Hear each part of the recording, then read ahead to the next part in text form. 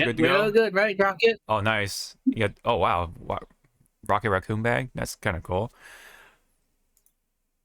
All right, we're starting with that. So that's how we start the show. Welcome back. And this is indeed episode 238 of the Hypecast. Welcome back, everyone. Thank you for tuning in with yours truly, as always, Sean, aka Hawk525, hosting along with the co-host, Zawa over here. Munching on some chips. Luckily, you can't hear it because, well, not luckily, but you can't hear it because I think he has his NVIDIA voice noise canceling thing on 100% now, so you definitely cannot hear all the external sounds because he has his AC blasting. Because we're Right up there. yeah, some parts of the world, yeah, I have my AC blasting here. Oh wait, you're pointing at for alligator. And there's total doubt on the background for today for Zawa's background. For those who are watching this on the video. And some parts of the world, I was about to say, are going through hell because of the weather. Luckily, California, being the spoiled child, it kind of is for the States anyway. We're just getting June gloom a lot longer than usual, and then May gray a lot longer than usual back in May. So yeah, we're just getting cloudy weather, in short word. And then Zawa here is like suffering the usual high humidity stuff and all that jazz. And then Florida is going through stuff, and then New York is going through stuff as well. And then Canada was on fire, so the orange skies were going over to New York. So it looks like something from Grand Theft Auto. So yeah, you know. Anyway. Weather has been crazy, let's put it that way, for a lot of parts of the world.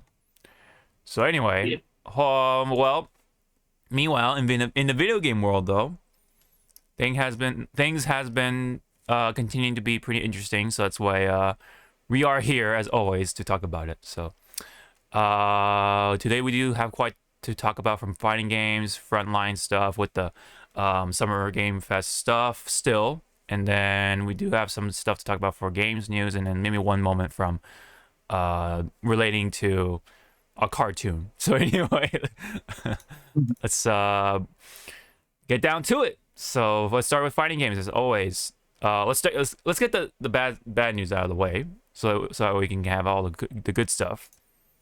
So when it comes to fighting games, bad news is that Soulcalibur V. You remember that game, Zawa? Back in the PS3 era? It had potential. Yes, it definitely had potential. Things happened. Things happen. I feel like Soulcalibur V was kind of like the third strike, or no, I should say Street Fighter 3 of Soulcalibur, because Street Fighter 3 was when they started to throw in like a lot of new characters, and then they had the new characters like be the protagonists rather than Ryu and Ken, and the usual mix. Right. And people hated that. They did not like that. Soulcalibur 5 was kind of like the same thing. A lot of new characters. They tried to make these two characters like the protagonists, and not a whole lot of people liked that. But yes, there were still the staple characters that you see, in the usual Soulcaliburs, like Mitsurugi, you name it. But it didn't do well in comparison to other Soulcaliburs that came out, over the years. And so Soulcalibur 5 itself plus DLC is delisting from PS3 and Xbox 360 June 19th. So for those who still have PS3s and Xboxes and who still play on those for whatever reason, right? If you want to have Soulcalibur in those systems, go pick it up, or make sure that you have it in your library, because they're gonna delete it from the store, so you probably can't re-download it if you're not if you haven't already. So that's very unfortunate. That's the thing. See, that's the thing with digital games. Like, once it goes away, if you don't have it downloaded, then you know what I mean. And yeah. So Right now, I'm checking, like, if people, or owners of PS3 and PS5, PS3 and 360 don't have the game yet. Yeah. I'm just checking right now for you guys what eBay has in store for you. Oh boy. A factory seal 360 of Soulcalibur 5 for running for $72. All things considered, yeah. Although you probably have to get the yeah. DLC though. Oh yeah, the DLC. Yeah, that's the thing. That's the thing, man. That is the thing.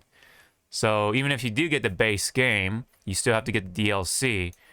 So that's what kind of sucks about the situation. It's kind of niche, but it is possible, and it's happening. So if you don't get the base, yeah. But since it's 360 and PS3, can't you just get the save file? Or No. I forgot how it works in from past generation. But you can have the save file, right? But you cannot own the whatever DLC was attached to that. I don't know, but if you're trying to refer to like just transfer the main file to like another thing, I don't think you can do that with this one.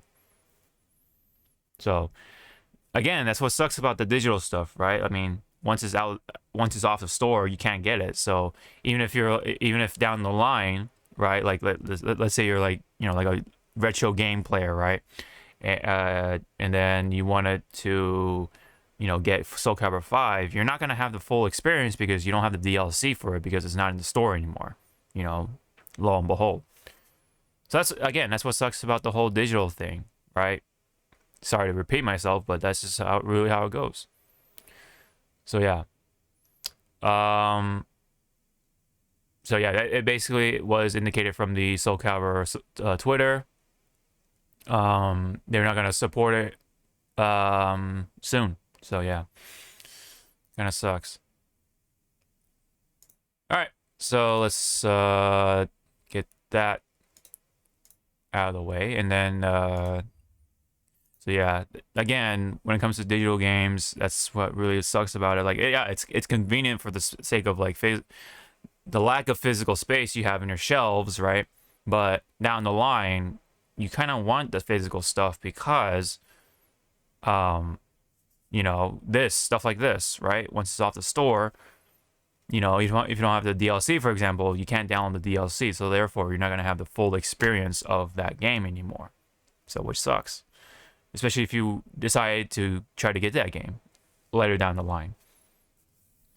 So and you know, one can argue, yeah, I mean, today's age, right? Even if you do get the physical copy, you still have to download the stuff from the store to even get it going. So, you know, I don't know. I mean, we'll see how it really all plays out because we're kind of like still like the guinea pigs, right? Stuff hasn't really unfold for all situations when it comes to digital, this whole like digital era. So or digital heavy era, I should say.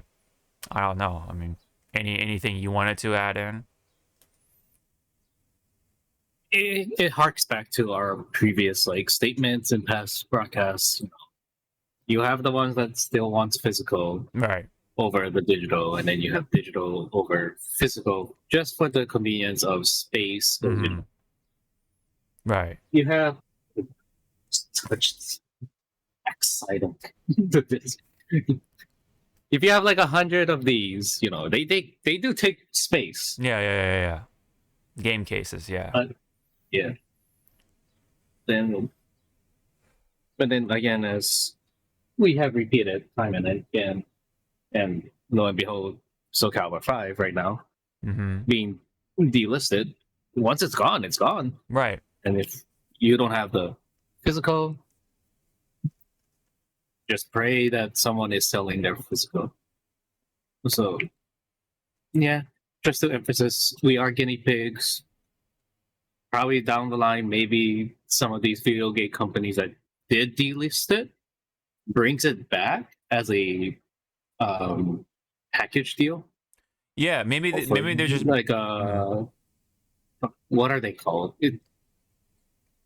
like A legacy pack. legacy pack, yeah, bundles and whatever, right? Like legacy bundles, yeah. There you go. The collection, the collection, right? Like a collector's pack, like like like Mega Man, and then Ace Attorney, I think just got announced, right, for the collection stuff. Yeah, so yeah, that's very much possible for that to be the solution, I guess you could say, quote unquote, for this sort of situation, right? Maybe they're just moving it to the PlayStation 5 side of things later down the line, but again, this whole situation is kind of playing out more and more, starting with Soulcalibur 5. So, cherish those games while you can, man. Like it's stuff like this will be kind of coming up later down the line, more and more. So it's gonna be happening with like a lot of the popular games eventually, because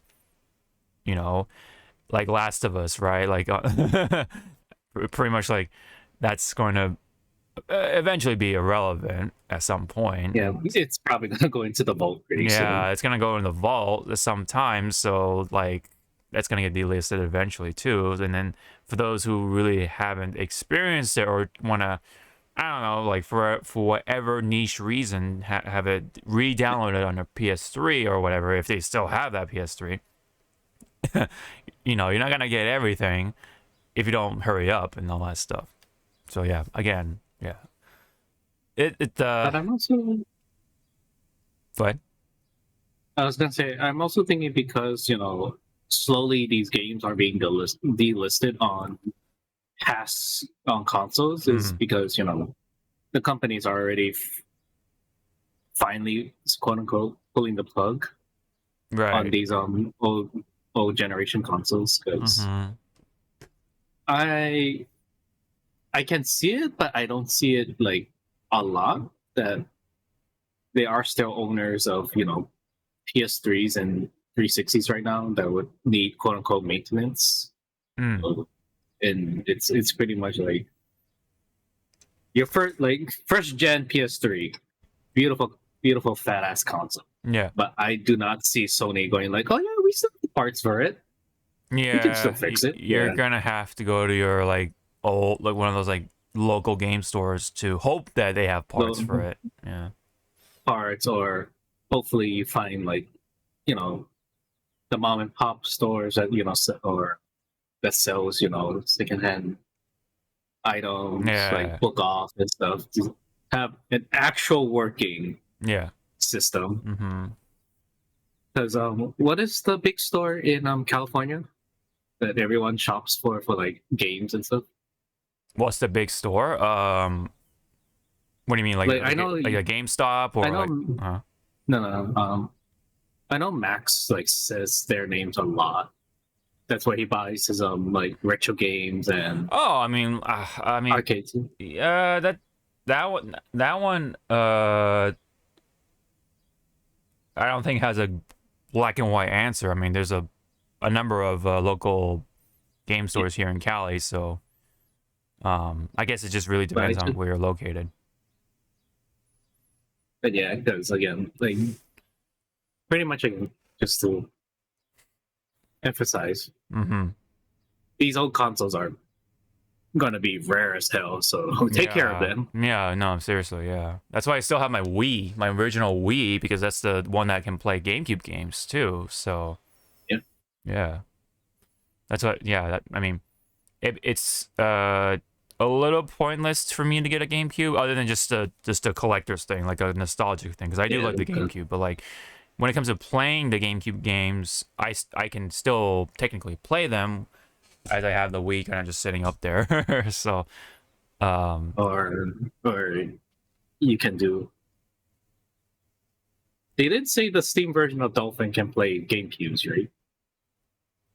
Well, I mean, it's just Dolphin, so whatever the Dolphin can do, it can do on Steam. So yeah, that's why Nintendo was like Nintendo. But yeah, Nintendo's gonna become knocking once they see, hey, what's all these games you're being able to play? It's like, well, you don't want to bring it out, Nintendo. Exactly. So there's that situation, right? That's a whole nother story. So yeah. Well, Which now yeah. that I think of it, since I'm doing a big overhaul in my room, keep forgetting I have you guys as the background. Yes. I have a lot of Funko Pops and stuff Yeah. are going to go in storage. Yeah. But I'm thinking now if I can build a shelf, I'll do a like little display of like generations, like Yeah. Okay. to which I gotta steal my sister's PS1 somewhere in the other house to just show like this is your origin PS5. Look how Yeah, that's kind of cool. Yeah, like a little mini museum kind of thing almost. Yeah. Too bad I cannot do it for the Nintendo consoles because I don't know where the other NES is. Oh damn. I have one NES, but it's all wartime. Let's just say that there's a lot of dents and shit in it. Yeah. I do have my SNES, then N64, then GameCube, Wii. No, we can put the Wii U back in storage. Oh man, it hurts, but I understand. Yeah. And then we have the Switch, which again, Nintendo, we're still waiting for 2.0 on Switch. The damn technology parts in that damn system is like showing its age and stuff. Yeah. Yeah. Well, which now reminds me, I need to buy another battery for my 3DS. Oh man, 3DS, yeah. All right. Oh, because my friend wants to borrow these games. Yeah. Project Cross Zones and Super Robot Tensei. Oh my god, they need to bring those games to the Switch. God damn it! They cannot because the licensing rights. Yeah, the rights and the licensing. It's a licensing hell. Yeah, it's one of those games or one of those situations. Well, which licensing hell is like the one that Nintendo is saying like, no, we don't want to do this shit. Because Capcom, like these two are Project Cross Zone is Capcom, Bandai, and Sega. So you would think, right? Since Nintendo's kind of buddies. Yeah. It should be easier, but I guess it's like overseas territory. Well, also I remember. Okay, yeah, go ahead. Because I remember when Tatsunoko vs. Capcom was coming out, there was a lot of Tatsunoko characters that couldn't make it out of Japan. Yeah, I mean that's a little different with how the TV stuff works and such like that. Yeah. So I think, that's why it was like that one was like licensing hell for sure. I think when it comes to Cross Zone, I don't think it's not as much as the licensing stuff for those things, like the Sega, blah blah blah, right? But I think it's just priority. Like, they don't know, they don't think probably it's gonna sell all that well. Yeah. Right. Yeah. I think that's another thing too, right? Let's not forget they're all about money, right? First and foremost. Yeah, at the end of the line. Is me money? Yeah, money. But I would buy it. Maybe not on day one, but as soon as I can. But as soon as I can, because I did want to play it. It's just that by the time the Cross Zone and Cross Zone 2, not to mention, were well and out, like I'm already like doing something else, like I'm playing other. You were doing something else. It's like it was on your back burner, but you were like, it's on handheld, right? Like by that time I think we were all kind of like moving away from the handheld stuff too. For a lot of us, you want me to send this to you and you give it back in in a month? No, you don't. And if the mail loses it, I'm gonna come after your ass. Like, where's my game? No, you don't gotta do yourself that kind of trouble. But anyway, so basically, digital era. It has its ups and a lot of downs. Yeah, it has its ups, downs, its benefits, and its woofs. Yeah, woofs. Yeah. Yep. Okay. So speaking of woofs, right? Let's move on.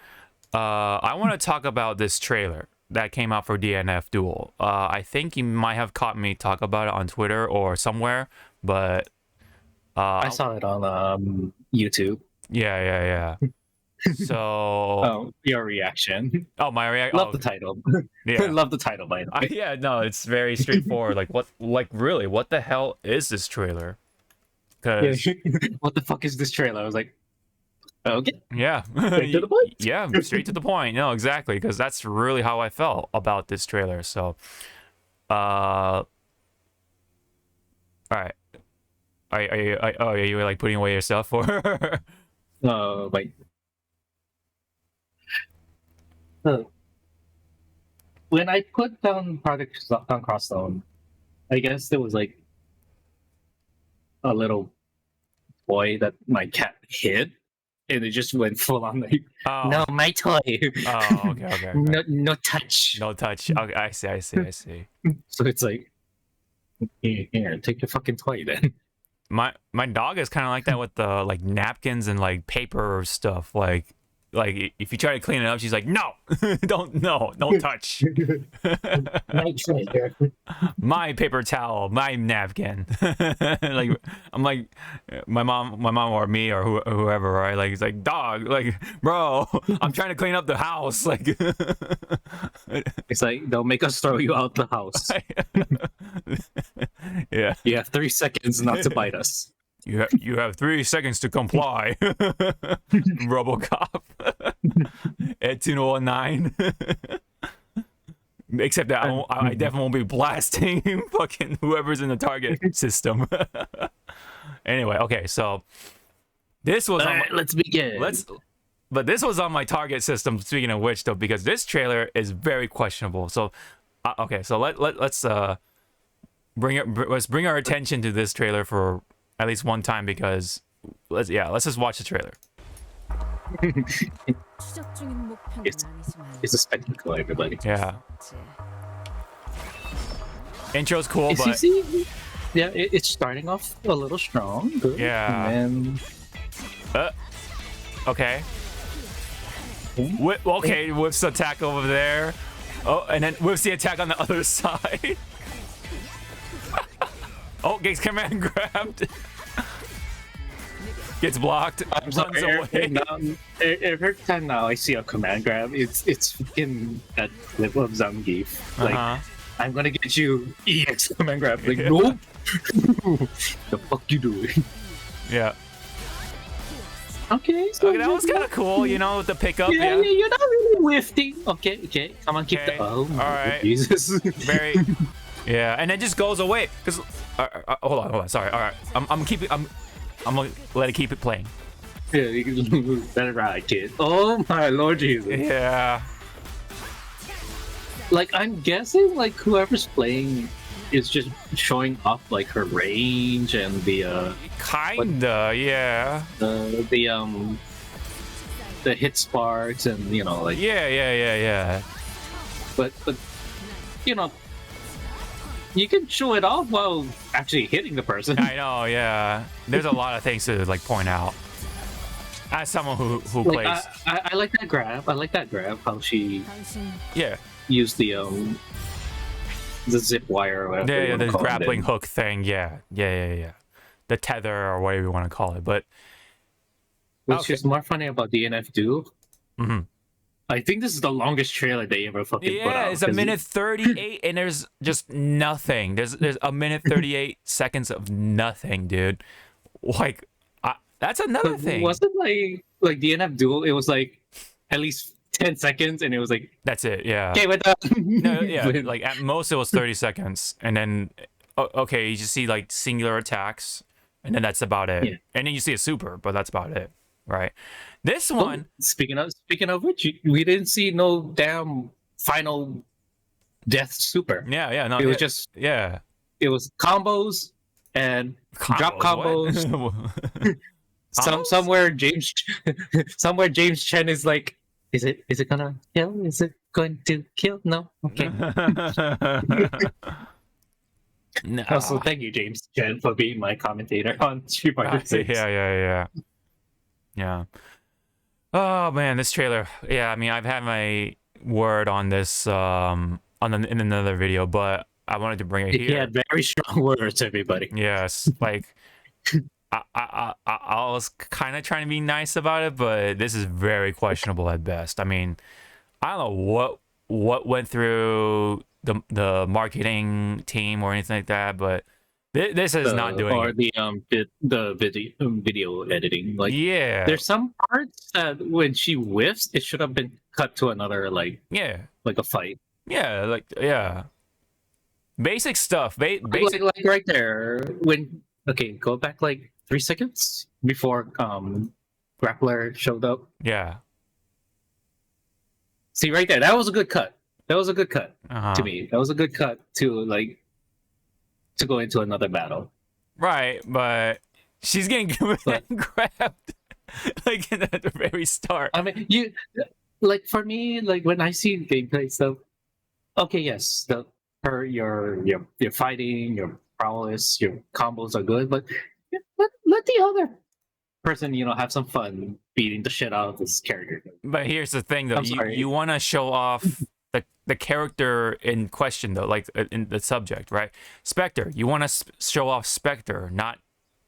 Okay, like, unless there's a story behind that character getting hit, you shouldn't, like, waste time or those seconds, right, having the character getting hit and stuff like that. Unless it's, like, that much of like, a story to it, or there's a gimmick behind those mechanics and stuff like that. Like let's say, like, the character gets hit, then they stack up a state or something like that. They go into like a state where they get more powerful until they dish out some sort of attack, right? Then show the character getting hit and building stacks. But no, Spectre is like... Now that you said that, because she's wearing glasses, maybe as a mechanic, kind of like Wesker, she got command grab, and then you like break the glasses or something. Yeah, and she had like a visual cue, like, oh, my fucking glasses are broken. I'm gonna whack your ass. Yeah, I know. Yeah, no, that would have been kind of potentially cool, but I don't think Spectre has anything like that in DNF or DFO or DNF Duel in this case here. I wouldn't know, because from the Nexon games, I believe DNF came from. I never played Dungeon Fighter. Right, no, same here. I played their other games, but not. Right. I swear to God, can you stop trying to get your toy into my area? Zawa is very busy with the cat right now. Cat is very... Zawa's being a fucking mother right now. Unruly kids. Yeah. Anyway, okay, so I'll pull this room around and go back home. Yeah, this is filled with like just weird suboptimal stuff, right? Like, yeah, there is a combo somewhere, but it's not like a grand spectacle of something you want to put in a trailer. Like I said, there's like whiffs attacks, like right here, right? Whiffs an attack for no reason, and then what this gameplay trailer feels like? Yes. Someone just recorded themselves trying to do the combat trials. Or just trying out the character for the very first time. Yeah, maybe. Like look at this part too. Like I mean, I paused it, but there's like this attack goes on the other side, right? Like looks like or like a potential mix-up. Yeah, it looked like it was gonna be potentially something. Oh yeah, no, and if you look closely here, right, and this it should shoot up like a grappler. Yeah, no, that's the grappling hook. Yeah, that's like a part of her like main kit. Like she can, let me see. So she's shooting her grappling hook, and it actually hits her too. Like yeah, and it brings her down, and then but her attack goes in. Yeah, she was facing the wrong way. So I guess I don't know. I never played the game. So does the game not have autocorrect? I don't know. Yeah. Maybe the autocorrect is just that bad right now. I don't know. Yeah, because the hook does hit her. You can hit people with the hook. That's what there was a hit spark indication. Yeah, like, I got hit. Yeah. And then yeah, you can move around with the hook, right? Like that's one thing we can know about it. But she gets command grabbed in this next one with grappler. That's really funny.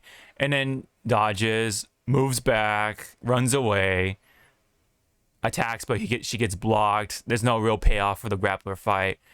And then fights against Vanguard. Okay. She has a counter. Okay, that's kind of cool, but that's it. Yeah. And then So what should have happened after she successfully did the counter was just follow up with a simple 1, 2, 3. something like that. Anything, right? But there's nothing after this. So Or hell, fucking be that degenerate after you successfully did the counter. Taunt.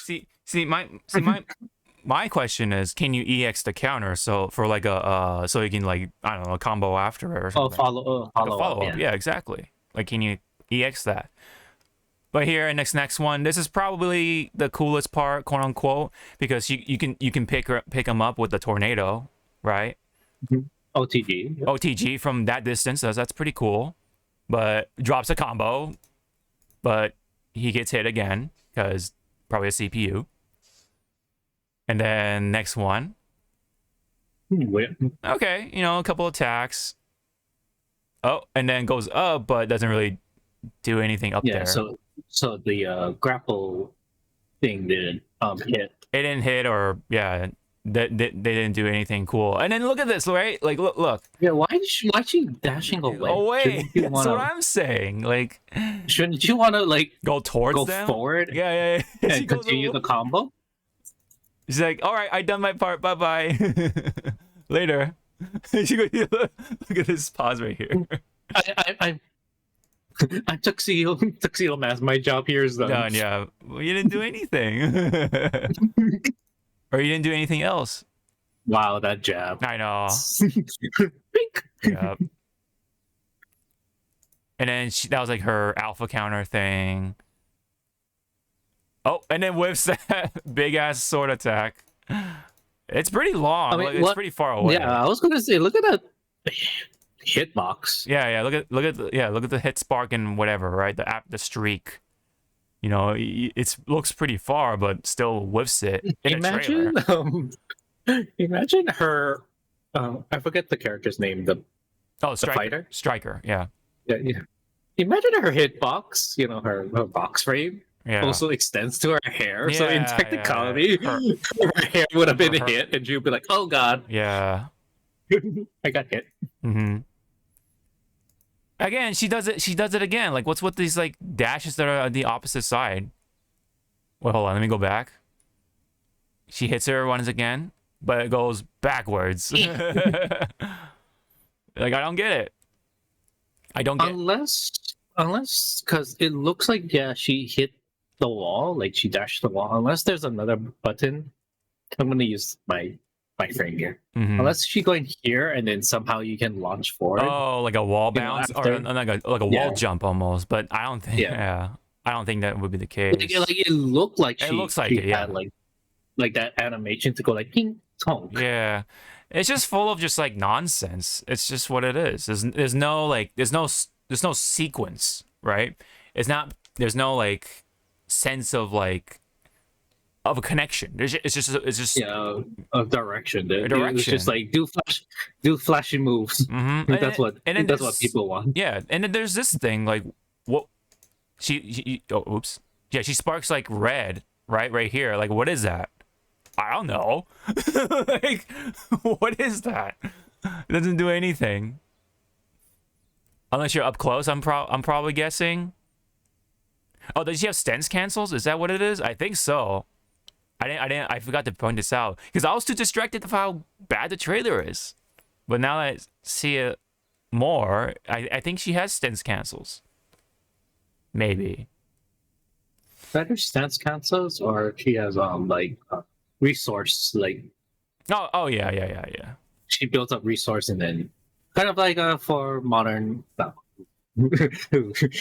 I have strong words against people who don't like modern controls, but anyways. Kind of like a jury right now, or anyone that plays Street Fighter 6 right now. You have your You have your stuff to just cash out. So maybe she's storing up stuff to cash out. Yeah, maybe. Maybe she has her own special resource, right? I don't know. Because we haven't really seen much of her. Because all we saw was, let me bring up another trailer. Her reveal trailer. Yeah, her teaser trailer, or whatever you want to call it. Like, which, I'm sorry, kids, I think that one was the better one out of these two. It's the same. It's the same thing because, like, okay, well, I question this one because a good chunk of it is just an animation that's from the older game. It's not even exclusive to this fighting game, right? But this part, right, is all just singular attacks, but right, you know, whatever. There's no combos or anything like that. It's a teaser, right? It's supposed to be a teaser, so okay, fine, right? You get the same fulfillment that you get from this trailer out of this one, if not worse, because it's just a bunch of nonsense. Like, you see whiffed attacks, wrong dashes or dashes in the wrong direction, and like dashes in the wrong directions. The auto correcting is questionable. Yeah. And then you get an outro right here. The only thing new in this video is just the intro, her intro animation. This is new, right? Here she looks cool. I mean, she pulls down the glasses for a little bit, like, okay, and then she says her line, right? Looks cool. All right, pretty simple. Nothing else much to it, but pretty cool.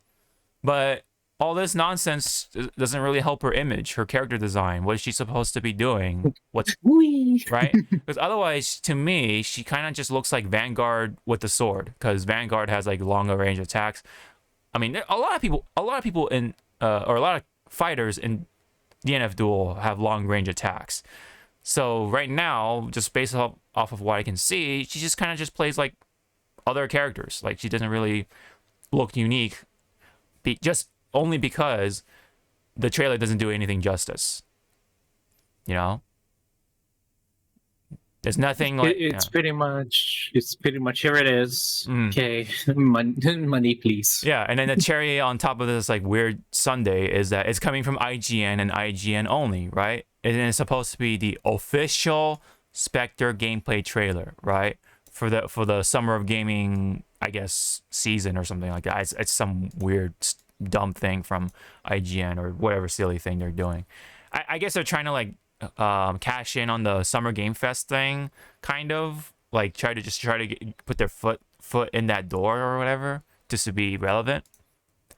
But this trailer is basically the same thing here, but the IGN trailer is a lot worse for sure.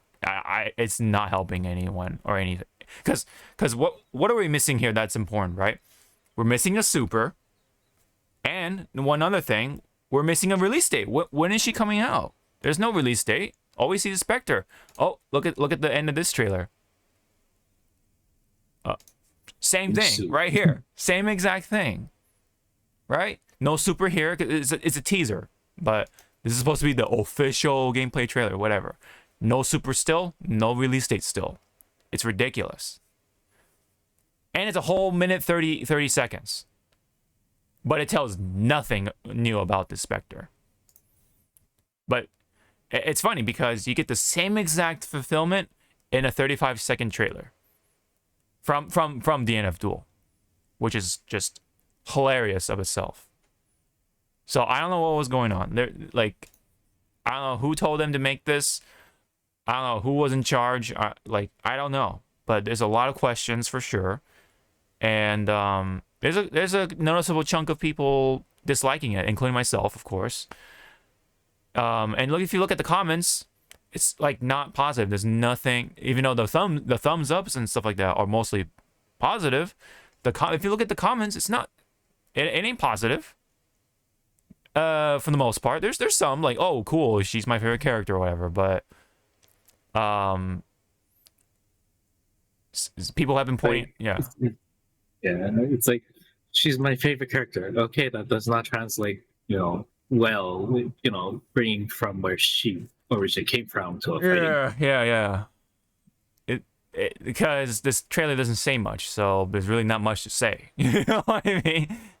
like these a lot of these comments are kind of like just depressing and sad because someone said this is really exciting stuff to all three of its games players. Right? Because there's barely anyone playing this right now because there's nothing going on. Because it's been a whole ass year and there's no DLC even up to this point. Ain't that something for a fighting game coming out? Ain't that a bitch? Yeah, ain't that something for a fighting game to come out in this era with no DLC, even a solid year later. Another sick. Another trailer for the character that hasn't been released since debuted her a year ago. Awesome. You know, and you have to remember, there's 4 more characters after Spectre, but Spectre hasn't even come out yet. So how long are those 4 other characters going to take, right? Like, Jesus, what is going on? It's like either something that, you know, the company doesn't want people to know about, like what's happening behind the scenes, but yeah, a year of no hint of development is kind of questionable. I mean, other than the teaser that we got 3 months ago, but really that's really much it. And then we're gonna get a update on the mechanics, but there's haven't been like, oh, we're making progress. You know, like with Guilty Gear, we ran into some stuff, so we're gonna delay this or whatever, right? Yeah. Anything, right? Like anything like that. We haven't gotten any updates. That's kind of like the weird thing about this development cycle. Like for DNF Duel, like there hasn't been any communication whatsoever from what I've been seeing, on my timeline anyway. Like, yeah, everyone's pointing out all the flaws in this trailer. Like, my favorite part at the end is the missed fireball meaty into the botched DP punish. What a mess. I'm sure the 10 remaining players will enjoy this.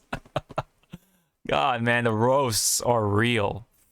And still no release date? Shaking my head. Whatever is left of the DNF Duel, I hope this looks cool to y'all. Like, man, it's really sad that a cool looking game like this got botched so bad, and no, like barely anyone's playing it, especially by the time Street Fighter 6 is out, right? Like there's no updates, there's no DLC, there's no nothing. There's just only this dumb trailer.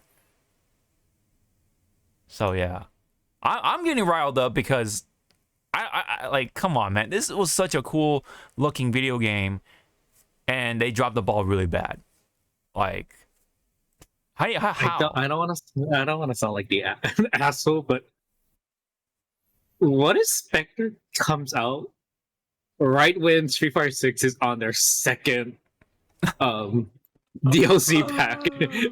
It's just like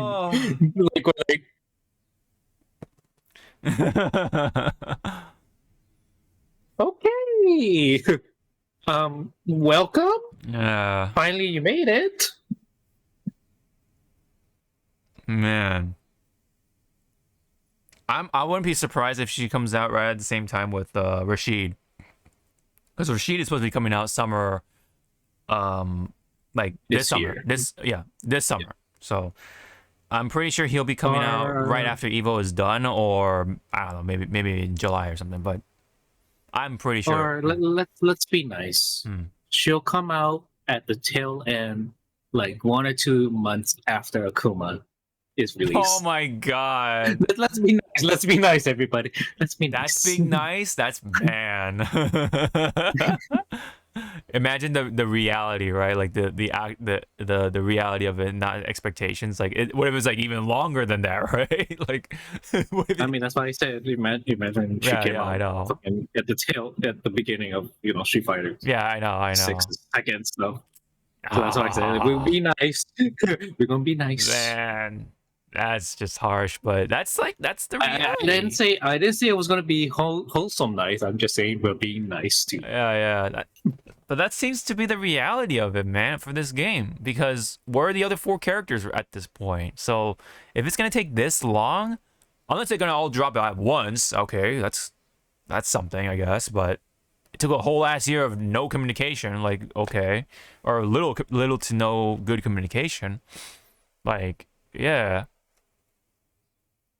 again, I just really question this whole thing.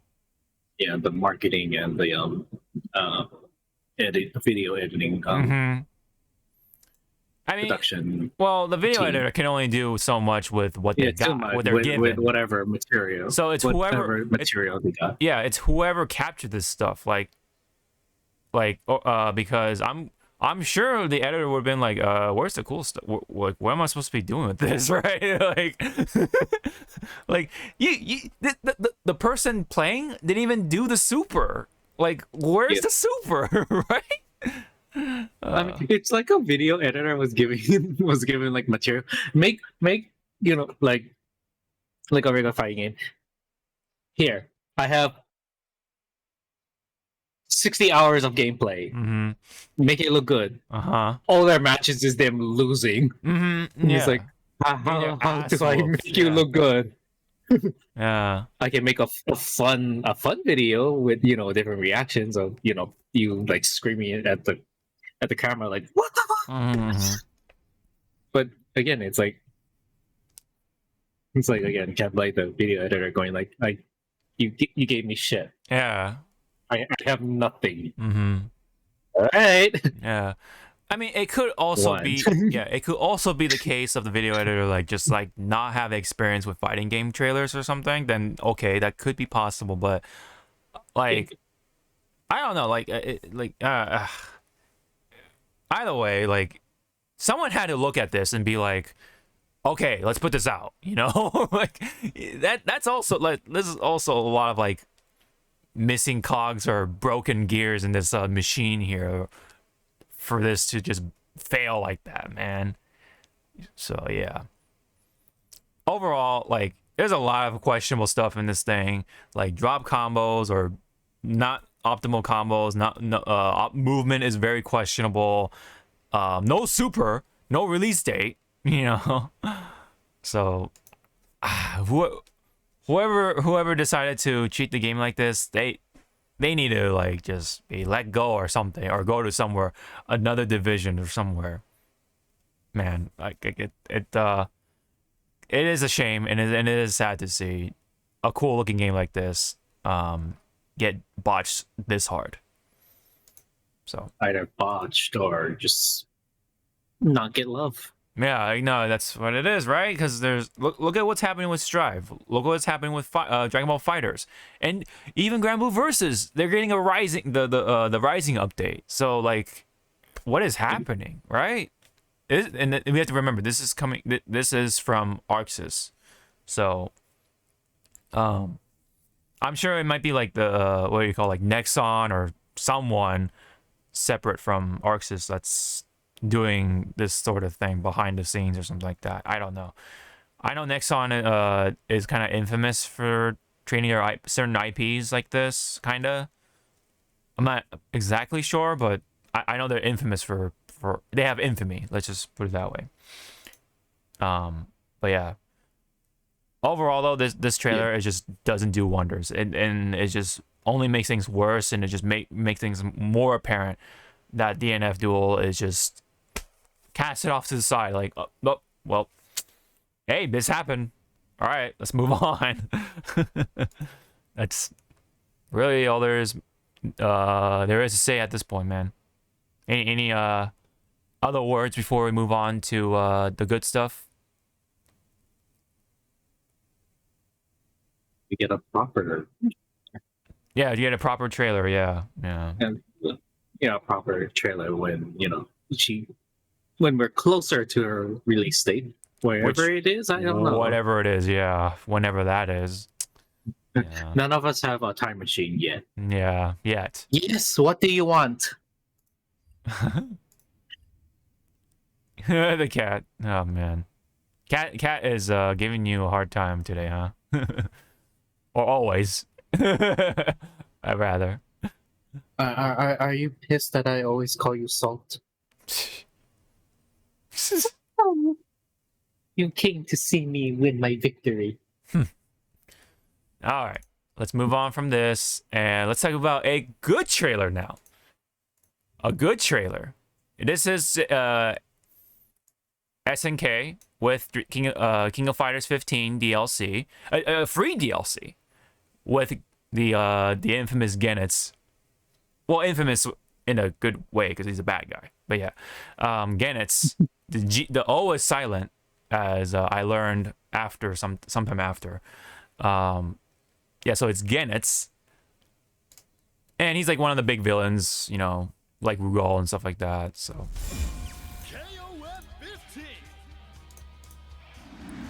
But yeah, he looks pretty cool overall.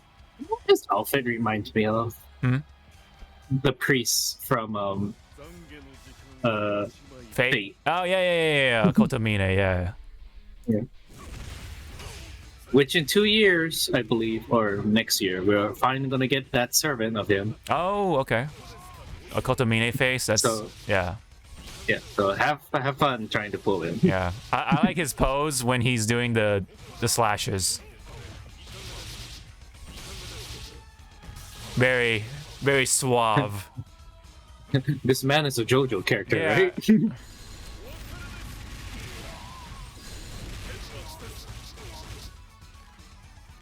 Lots of slashing from this man. Yeah. Yeah, pretty much. And tornadoes. So See, he's these are Wolverine cool and, combos. Look, and this is how you do a trailer. Yeah, you end with a super. That's basic combo 101. Mhm. End with a super. Yeah. And here's the boss version of Goenitz. Oh, that outfit looks really cool.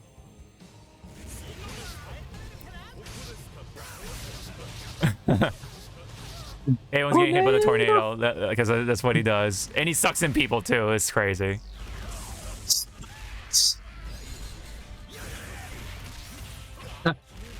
A PS4 can handle this, right? No. No. It's gonna blast off and then you'll see a tornado take Yeah. it with it.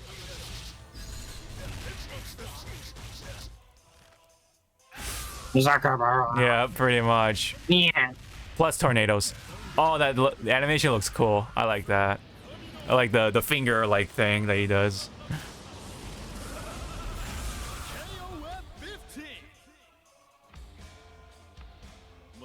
Okay. I know it would have been like not over the top, but just too much. The way it ended was good. Mm-hmm. Like, we want to see the big stuff. But to put that little cherry on the top, the part where we're in the cyclone, then we zoom out, Mm-hmm. and then it kind of like fade to white and it's the The logo or whatever. the logo. Yeah. I don't know. Maybe it's me being fucking extra as hell. When you're zooming out and you see this how big the cyclone is, we see the logo just come out from, Damn. and it's That's like that's like the extra That's mile, extra. man. Yeah. You The know? extra mile. Yeah, I don't know if He's that like- would look good in the trailer though. Yeah, it's a good idea, but I don't know if it'll translate well for a or for the end The- product.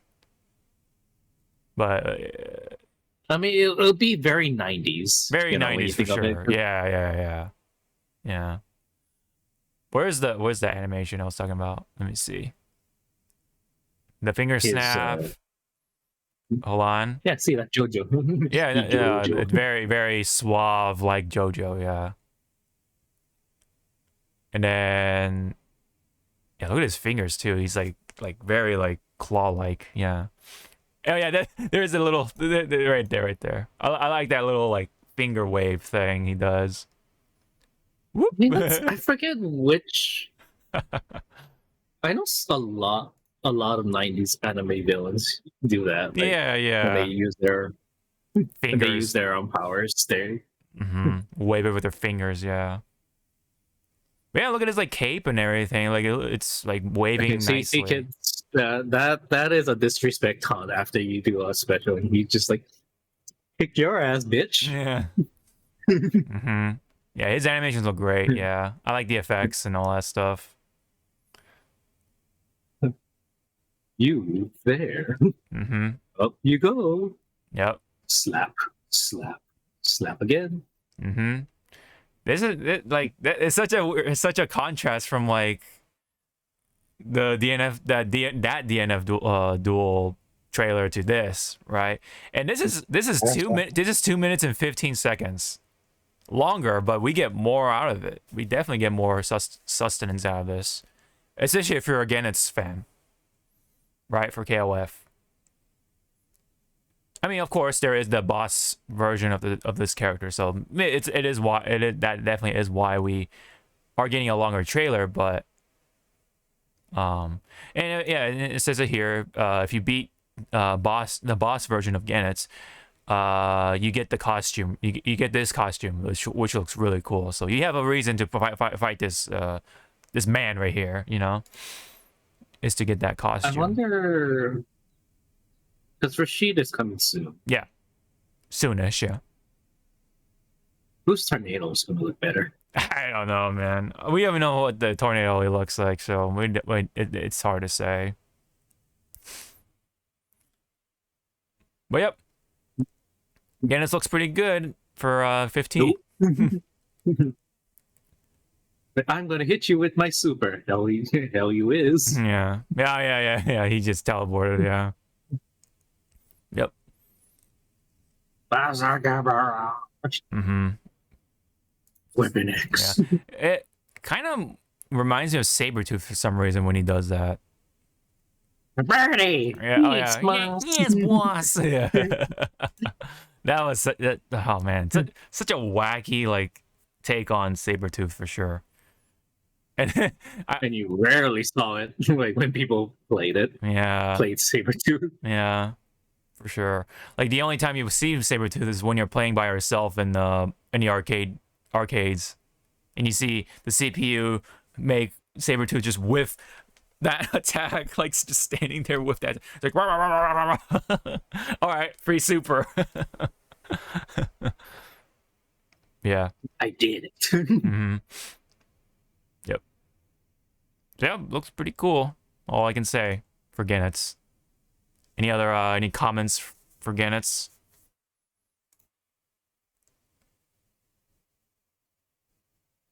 Whoever is your recorder and video person, Yeah. DNF dude, please hire them.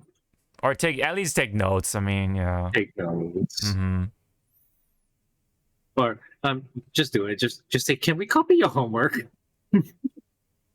Well, yeah, I guess at this point, like, what you gotta do to keep yourself floating. Yeah.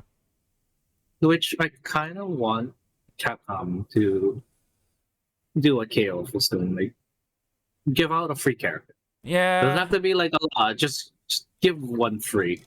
Yeah, like SNK is like not that big, you know, when it comes to you know, in comparison to Street Fighter 6, right? KOF 15 is not that big to 16, and yeah, they're getting free characters. They got Omega Rugal and Goenitz coming up, right? So I think they could do a thing or two when it comes to the free characters. I think they could do that, but like fuck it, Capcom. Either make like Dan again. Dan a free character. yeah. Suck a free character. I don't know about Sakura. Okay, I don't know about Sakura. Sakura is too popular for being a free character. I would say Yun and Yang, because you know, I don't As know a why double? not, right? Like a 2-for-1er. Kinda, yeah, kinda. Or like Dan. Dan could be the perfect free character, right? Who would be another like free character? It's like free character material. I mean, hell, SNK is just doing it with bosses, right? Like they've been doing it with boss characters, giving them out for free. So that is surprising, actually. They're not like giving them out like the joke characters. They're giving out the bosses. So that's also note to take, right? That's like Street Fighter 6 giving out Gil for free. That's surprising, you know. That would be surprising. Yeah, right. I wonder how many people would be pissed off, like, if they did give a free character for Street Fighter 6. Yeah. It's Bison. Oh, dang, dude. Yeah. I wonder if And they'll if do you- anything for the lore though. Like I wonder if they have Yeah. like a lore thing behind it, or just say, "Fuck it, we're just getting out a free character because we can." Yeah. Yeah. And that's the thing too. Like if they brought back Bison, Yeah. kind of like how MK1 is putting Jean-Claude Van Damme Mhm. as I believe a skin. They're gonna bring the actor in for that Bison. For M Bison, they will have to ask Raul Julia's family if this is okay. Yeah, the estate, right? Hit the estate, right? Essentially. But I think a lot of people, if they made that like a purchasable, to buy it, Yeah. a lot of people gonna buy that shit. Oh, for sure. I'll fucking buy it. Sure. Yeah. It's fucking Raul Julia. Yeah. It's M Bison. I'll fucking buy it. Yeah. Oh, for sure. Yeah. For sure. And his win quote. It was a Tuesday. Yeah. He just walks away. It's like, Mhm. thank you. They definitely have. Yeah, they definitely have to do the extra mile to like get that right. I mean, it is a very English thing or North American thing, or or Western, I should say, Western thing. So I don't know if the Japanese side of things will execute that with flying colors, but hey, if they do it, that's great, right? That's great. I'm down for it. I am absolutely down for it. Unless they have a good team of the like the overseas team to kind of like guide them, like, okay, Bison or this Bison did this and this and that, and people love these memes with this Bison right here, and then they're gonna be like, oh, okay, we'll try to incorporate that or whatever. Yeah. So Can you imagine? Yeah. One of the win quote of Bison with Raul Julia on it. Yeah. He just mentions Bison bucks. Yeah, Bison dollars. Yeah, Bison dollars. I'll be like, oh god, Mhm. they did it. They made the Bison dollars canon to Street Fighter lore. Yeah. Mm-hmm.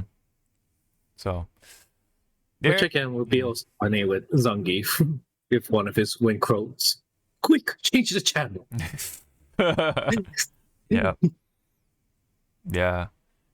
I can definitely see a lot of potential with that, with the Street Fighter movie stuff from when was it? Was that 90s or like late 80s?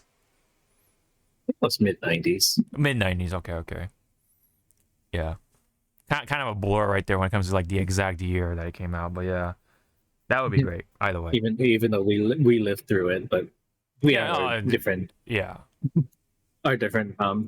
tastes in entertainment. Mm-hmm. I didn't like horror until like fucking mid 2000s. Chucky scared the shit out of me from 10 years old to 15. Yeah, Chucky. The old Chucky stuff was old Chucky. Very Child's Play day. Child's Play. Again, that one I could not watch. Definitely creepy for sure. Yeah, for sure. Yeah. Which was weird. I couldn't watch Chucky, but I was okay watching like Candyman, Alien. Mm-hmm. Well, Aliens is cool. That's like different. Aliens is cool. Like they have cool stuff for you to look at, like the guns, like all that stuff. And it's in space. And the good one-liner, a very good female protagonist. Mm-hmm. Thank you, right? Sigourney Weaver. Yeah, I know. When it comes to Predator, I mean, you got Arnie, man. You got Schwarzenegger, man. Like, come on. Yeah, and again with famous one-liners and memes. for sure. I mean, and in that memorable moment with Predator laughing at the end, like, that's the weird thing, right? Because that part was the one that creeped me out the most, rather than everything else. Because it's like, why is this alien laughing like a human? Right? That's like, as a kid, I'm like, I kind of wondered about that. That's the part that creeped me out the most out of all the other stuff, like, not Predator ripping out the spine out of the Native American soldier. Doing all these kill counts. No, it was that one laugh. Mm-hmm. I'm like, what the hell? It was so like left field, like I'm like, what? But anyway, okay, so let's get back into this. So good trailer. This is how you do it, you know. And KOF is still kind of keeping afloat too, especially with Street Fighter 6 still whooping ass during the release month and all that. Okay, so let's talk about MK1 because there's more stuff that was coming out for MK1 thanks to people such as Max, and then there's Ketchup and Mustard, you know, talking about stuff. A number of content creators being invited to play their game and stuff like that. I wanted to play this because this is their intro. Like, this is how they're gonna do their intros, which is really cool. The tea house. I wasn't aware of Shang Tsung's experiments. Had you known, would your choice have been different? Okay, see, that's kind of weird. Like, we had Sub-Zero's captions on, but Liu Kang's one didn't show up. Yeah, maybe a bit of a bug or something. I don't know. It's either a bug or a video Error. Error. Error. I don't know. Because the subtitles are MK font, so Right there. it's gotta be in game. Aware of Shang Tsung's experiments. You're right though. Oh, it did show. Oh, there. It flashed. It It flashed. flashed, but it bugged out. I think it bugged out. It like flashed for like a moment. Yeah, there you go, like a frame. Yeah, exactly. But this, the way they're doing it, it's really cool though for this intro. Like it's just like dynamically loads into the game, which is actually really cool. It's like, It takes away from the loading screen. 'Cause exactly. Yeah, that is your loading screen. yeah, it makes you forget. Yeah, exactly. So it seems like it's more dynamic. And then they're doing their intro poses and then stuff like that. So yeah, it's really cool because you can also see your cameo character kind of like getting ready too, like Sonya right here, for example. So Hanging up her her Adidas. shoes, yeah, Adidas or Nikes, yeah, yeah. I kind of wish, because Kano's there and he just jumps jumps away. Yeah, I mean, I wish he freaking just flips the guy off and then jump away. Yeah. Nah, that's probably Just Johnny. like- That's probably Johnny's cameo or whatever, if he has a cameo version. Mhm. Yeah, but yeah, I like do it. like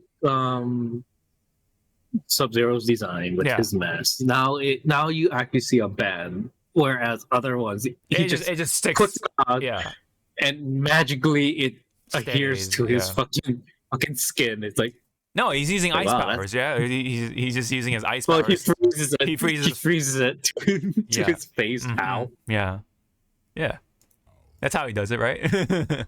But yeah, I liked how they're kind of like not recycling, but like they're kind of like using stuff from like Injustice to incorporate into MK somehow. But they're using it as a really clever way to make you forget about the loading screen. So like, because I thought there was gonna be a clash in MK. I'm like, that's gonna be, oh man, that's gonna be weird. But nope. I think like NRS are trying to get away from that because they knew that like a lot It's of people annoying. did not like it because it sucked you out of the moment. Well, not only that, but like the mechanics behind it too. Like you gain health, or you lose this meter, or you're like forcing the other person to like lose their meter when you're losing or something like that. Like there's a lot of annoying things behind it. So they're probably just taking away altogether for making other mechanics fun, you know. Yeah, but I like that they're cleverly like reusing it somehow in a rather creative way. So I always kind of like that from other creators. But yeah, it looks great. I mean, already, even if with this bitrate hell going on here, but I mean, what can you do? It's Twitter. it's Twitter or Twitter, and it also happens on YouTube as well. But yeah, the intro is great. I think they're doing a great job incorporating that in a rather creative manner. They're having fun. Oh yeah, for sure. And then this is from Rufomonger, right, on Twitter, saying that cameos are the game. Like, this is not an extra mode. There's there's nothing extra about these cameos. They are part of the main mechanics, as we kind of seen with footage from the content creators, right? Like the streamers and all that stuff. This is not a side mode. It's integral to the drive system, like Street Fighter 6. As a comparison, combos, neutral setups, gimmicks all come from cameos. Breaker is 3 meters, and you need your cameo. So like, yeah, they do have breakers back in there, but they cost a lot of resources. So it's basically kind of like a burst in Guilty Gear. Like, it takes a long time to recharge. So you're only gonna use it either once per match or once per round. So it's kind of like that. It's like, yeah, it's like you gotta use it sparingly. Yeah, you can't exactly. just go, Yeah, you only have one chance. Yeah, you only have one break essentially. You only have one break per round or per match. So you gotta be really smart with that, especially when you're in a tournament or whatever. So yeah, because they made breakers easy in like 11 past games. games. Yeah, of course. Yeah, Yeah, especially so 11. It's again like NRS hurt, like pretty much again hurt the community. So of they're course. taking liberties of like, okay, what fucked up, what people like, okay, let's mold around with these or not mold, let's see what we can cook. Yeah, exactly. With these ingredients. With these notes in mind and stuff like that. Yeah. And then yeah. So another neat thing about MK1 is the up block. So when you up and then block, because there's a block button, you can hold directions. In this game, you have an up block which only blocks air attacks. So I think also if you have a perfect air block, you can like use that as an opportunity. You can like, it's like a perfect parry almost. Like you can like you're given like an advantage, so you can maybe like punish them really hard or something to that extent. So, but of course it only blocks air attacks. So I think you're open for sweeps and other ground attacks. So yeah, it definitely is like a risk and gamble or whatever you want to call it. If you don't make the right read, yeah, of course you're gonna get punished for it. So, like, because someone can just empty jump and then grab you or whatever, or empty jump and attack you or something. That's the thing about the flaws of the up block. But hey, I mean, it's an interesting thing. It is an interesting implementation for a defensive mechanic, I guess. There's more expanded juggles. Characters have air strings on top of grounded ones. So yeah, there was actually way more air combos in this game this time around in comparison to MK11, especially. Cameos have their own fatalities, like they have like the classic fatalities, which is pretty cool. You can hit cameos out of their move in neutral. Jack's cameo ground pound hits everyone, you included. Jack's cameo throw can be doubled enhanced for more throws. That sounds pretty sick.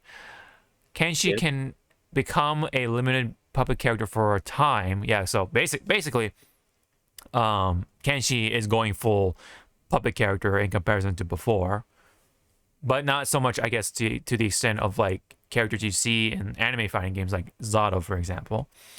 Yeah. So he's not a traditional puppet character. Yeah, but he has there. Puppet character mechanics, but it's not like, he's not full. Zato or Carl from Blaze Blue. Holy crap! Did I remember that name? No, you bring up a good point. Yeah. Let's see. So yeah, not quite Zato, but very different for an NRS game. Sub has, but he'll have those like common tropes that that people would recognize, like, oh, it feels like this, but it's not. But not quite. Yeah. Yeah. So you can hit and you can hit the ghost or whatever Kenshi has out of it. So yeah, you can hit him out of it. Which I kind of like that. Like NRS is taking liberties to try out new like mechanics to implement to their characters, and just not have the whole checklist. Can this character do this? Can this character do this? Right. All right. So when it comes to Sub-Zero, he has a clone. He has triple clone. Potentially, because you can like multiple freeze your opponents like multiple times throughout your combos. That's what I've been seeing from, at least from Max's footage, which is pretty cool. Liu Kang has new grounded fireball that bounces on the ground. Combo structure, thanks to the cameos, is freeform Marvel style. You can call a cameo multiple times per combo, so there is gonna be a billion combo routes. Jack's cameo fatality is his MK3, like giant, like he turns into a giant. I don't know if you've seen that one. But yeah, it's pretty much. I wonder with Sub-Zero. Yeah, you can chuck your ice cone. Maybe, but yeah, maybe, or because he already freezes multiple times, they took that away. I don't know. But he has a lot of new stuff though, for sure. In comparison to, and I think Sub-Zero also, like, his reach is greater now because he has the spear chain, yeah, that's right. competition. Yeah, and plus the cameo. So yeah, even if he has shitty reach, the cameos will help out with that. And that's what I'm also wondering is, like, is there a mode, like, if you don't want to have cameos? Yeah, you can that's just a good question. Play by your, just your main character. Yeah, one person. Yeah, that's a good question. Yeah. I'm sure they will have some sort of mode in the tower. I want to say they will have something like that, but it's not gonna be like. Oh no, that's gonna be it's not gonna be the main mode for sure. Yeah, but it's but it's there. It's gonna be there. Yeah, but it's again, like, not the focus of the game. The focus of the game is cameos, aka team fights. Assist. It's an assist based fighting game for sure. Yeah, kind of like with Marvel, kind of like Marvel 1 almost. Yeah. I'm sure because MK9 had tag team mode or whatever, but that was an extra mode. Yeah, they had. So it was like they had tag team, but it was so not balanced. It was good, but it was like, Jesus Christ. yeah. It's there. I've seen, like, when my friends play it, like, if your partner is not actively, like, watching the screen and you just automatically, like, switch them, they're like, wait, what? It's like, I wasn't ready. Yeah. So if they could do that, I'm sure they can do a mode where you don't have cameos and it's just you and your opponent, right? Like, I'm sure they could do that. Or the tower mode, right? Like, a tower mode. Yeah, they'll have tower modes where it's like, oh, you can't use the cameos, you're on your own or something, like for an extra challenge. Or they have, like, tower mode cameo. Your cameo switches every round, something like that. Oh, so like a different cam. Oh, yeah. They could do that. Yeah, like just like total random chaos mode or something. Yeah, that'd be kind of. Yeah. That'd be kind of neat. Yeah, exactly. Test your cameo. That'll be. Yeah. It's like, how good are you making your combos with fucking Sonya? How good are you with making a combo with Melina, something like that. And speaking of, like, the modes and stuff like that, we had Ed Boon confirm that not we, but, like, as a general whole, but, like, Ed Boon confirmed that the crypt will not return to Mortal Kombat 1. They'll have a new mode to replace it, I guess. So the crypt is kind of like it's like an achievement, almost like a glorified achievement. Like, if you do this, you'll unlock this, kind of thing. And they're always like multiple, what do you call it, like coffins? Ways. Yeah, coffins. I remember, like, when what was it, 10 or 11? Like, you were able to buy the coins for the crypt, and then you can. And someone said, like, you need to spend, like, 300 plus to unlock everything. Really? with I thought just it the was like, coins. I thought that was just like an instant. Oh no, maybe it was an X where you just spend $40 and you just unlock I think it was everything. X. Yeah. It was X, I believe. You spend like $50, unlock everything in the crib, Yeah, exactly. something like that. Yeah. Mm-hmm. Oh, speaking of buying stuff, I calculated if you wanted to buy all the skin, the extra colors, and the skin bundles in Street Fighter 6, Uh-huh. it will cost you $160. You know, to buy the fighter coins. I believe that's what it's called. Oh. Damn. Damn, man. That's like that's a game. Do I want to do that? Probably, because I'm not gonna put Yeah, the time, right. time and effort to learn Yeah. the masters stuff, and unless I'll just buy them gradually. I mean, I like JP's second story skin. There you go. Yeah. Yeah. And Marisha's damper skin. Like Yeah, the freaking suit. skin Yeah, the is suit. beautiful. It's really good look. Yeah, she looks really good doing I mean, it. Yeah. Like the only one I have right now is Manon. Mhm. Sorry, I need to play Lady Gaga. Sorry, No, I get you. I get you. But which is more funny. What? That her skin color is the one Idom uses, which I didn't know until after I bought it. Oh, really? Okay. It's the bubblegum one. But Oh. back to the crypt. Yeah. Thank God it's gone. Yeah. Hopefully they'll replace it with something like a little more streamlined. Yeah. So Streamlined yeah. or easier to get into. Yeah, because like the crypt is kind of cool, but it's like it was like overwhelming. Like there's a lot, and like there's that thing where you can like you can spend some coins to just open it, right? Just like you don't have to do the achievement or whatever, but those coins are, of course, you have to grind them and whatever, right? Grind the shit out of them. Mm-hmm. And sometimes grinding those coins weren't even worth it, because I remember it's like one of the ways to get coins is that you just keep fighting against people online, and it's like I believe the payout wasn't even that good when you win. Right. Yeah, that makes sense. Because that makes the other thing I didn't like about the crypt is like the jump scares. Like they got tiring. Oh, that's right. They had the little like the little surprises. Yeah, I remember like I was trying to unlock something for reptile. So you move in the crypt. So you're moving. Okay, here's. Oh, I found the crypt to unlock reptile.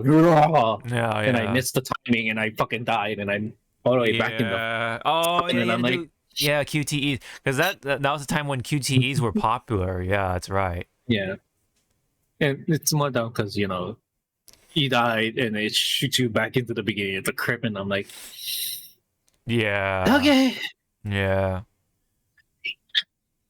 I remember they showed like I remember they show like different like certain skeletons of like dead fighters or something like that. Like like this character that you kind of forgot about almost is for sure fucking dead. Like in this crypt, like rip. I forget who, but yeah, like they had stuff like that for sure. It's almost like taunting the fact that your potential favorite character is not gonna make it into MKX or something, or MK1 or MK11 or whatever. Yeah. It's like X is dead, and it's like, oh no, what a nightmare. Anyways, yeah, I think in 11 they had Kenshi dead. Like that was like, oh fuck, dude, that's fucked up. Yeah, but luckily. And also the other thing I hate about the crypt is, remember, there are certain paths you couldn't cross unless you had like an item of a certain fighter. Oh no! So you need Scorpion's fucking spear, or you need Raicho's fucking stick, and like. And so when you had to go and find, how do I get Scorpion's spear? Yeah. Or chain. You have to spear. you have to do all this shit first to get this. Like, the spear. Why though? Yeah. No. That's. That's one of the like the caveats that it came with. Yeah, that you had to do this, just you had to do this and this and this just to do this, right? Like that was also kind of a headache. Yeah. I mean, I get it. Like they're trying to make it like, you know, adventurous. They try to make it's like an extra mode for fighting games. You know, like it's something else to do. But yeah, it was definitely too much for sure. So I think it is good overall that they are getting rid of the crypt, but hopefully that will be replaced with something competent and What if? yeah. What if the reason why, they get rid of the crypt, and because this is a full-on reboot, Uh-huh. what if Ed Boon is bringing us back to like past era? You want this? You want this color? Okay. Play Sub. If you want Sub-Zero, some nice new outfit. Mm-hmm. Play his story mode in arcade. Ta-da! You unlocked it. You know, like bring back that type of era in games where you just playing the game gives you a reward. Right. You play Sub-Zero 5 times. Okay, here's this color variant plus Yeah, this. that sounds like the streamlining thing. So hopefully it'll go back to those parts of the era of gaming, and then just kind of like give us like, you know, a sense of like ease, I guess you could say, to unlock real cool shit, you know. And then when it comes to like the really cool shit, I mean, I don't know how they'll creatively let us play or do this to unlock that or something. I don't know, but maybe like in the tower mode, like maybe like the tower stuff is probably going to be where a lot of the stuff is locked behind. So just play the tower mode and you'll get a lot of the cool shit, you know. Maybe that's where it's going to go. I don't know, but we'll have to wait and check and see. So, but I mean, overall though, like, have you watched like any of the footage from the content creators for MK1, at least a little bit, or? Yeah, I watched Max's Jay Wong. Jay Wong's, yeah. And what did you like think of it? I saw a little. Yeah. I saw a little bit of Sonic Fox's one. Oh, but yeah. I mostly just read it on Twitter of what you can do. Yeah. And all three of those content creators pretty much had the universal saying like, there are so much stuff you can do with the cameo fighters. It's just timing it. Yes. It's because there are some cameo fighters that would like you would do a certain combo string and it'll be once you call them they'll do something else that doesn't help you. Yeah. So it's either the because I saw some videos of Max showing like he's doing a combo, calls I think it was Sonya, and she's up in the air doing like her kick, and I'm like, wait, wait, but you didn't launch the guy to like no, you go follow up pretty fucking high in this game too. Like when you're doing your air combos, you're pretty fucking high in comparison to MK11, for example, right? Like it's super vertical this time around. So I think that will be helping like keeping the game fresh and like making things a little different but fun. And I think this is going to be a lab game. Like there's going to be a lot of people just labbing the game, just seeing what combo routes each character has with each cameo for sure. Like it's, I think this is going to be definitely going to be a solid MK game for a long time. Yeah. It looks, it graphically looks good. Maybe Johnny's face is a little funny looking to me, but other than that, like. Yeah, it's supposed to be a young Johnny. It feels like he went too young, if that makes sense. Something's a little like, I know that's supposed to be like a different Johnny, quote unquote, but still it kind of feels off for Johnny. But once he wears glasses, it's fine. But like, you know, but when it comes to his face, yeah, it's a mixed bag for sure. A little more in a positive, but still like something a little, it's a little odd with Johnny to me anyway. But you know, we haven't seen like a lot of other characters, so maybe there's not much to compare it to for right now. So maybe we'll have to wait and see, right? But Kenshi looks pretty good. I think Kenshi his face looks pretty good when he doesn't have his blindfold on for some reason. Like, Yeah. I wonder when he gets blind or if he ever goes Blinded. Yeah. Yeah. I wonder if he actually goes blind or in this universe, like maybe his ghost powers or whatever only activates when he closes his eyes and just like, you know what I mean? Like, I was gonna say, what if? Because it's the soul of his ancestor, right? something like that, yeah. What if in the story, again, none of us play the story mode of this game yet, because we're just theory crafting. Yeah, of course, yeah. The more use, like throughout the story, the more times Kenshi is using his spirit of the ancestors, they're taking away his sight. Like a payment. sacrifice, yeah, like a payment, yeah. Yeah. So you keep fucking summoning us. We're taking something away that you hold dear. Yeah, no, that could be an interesting element. Yeah. For Kenshi for this time around.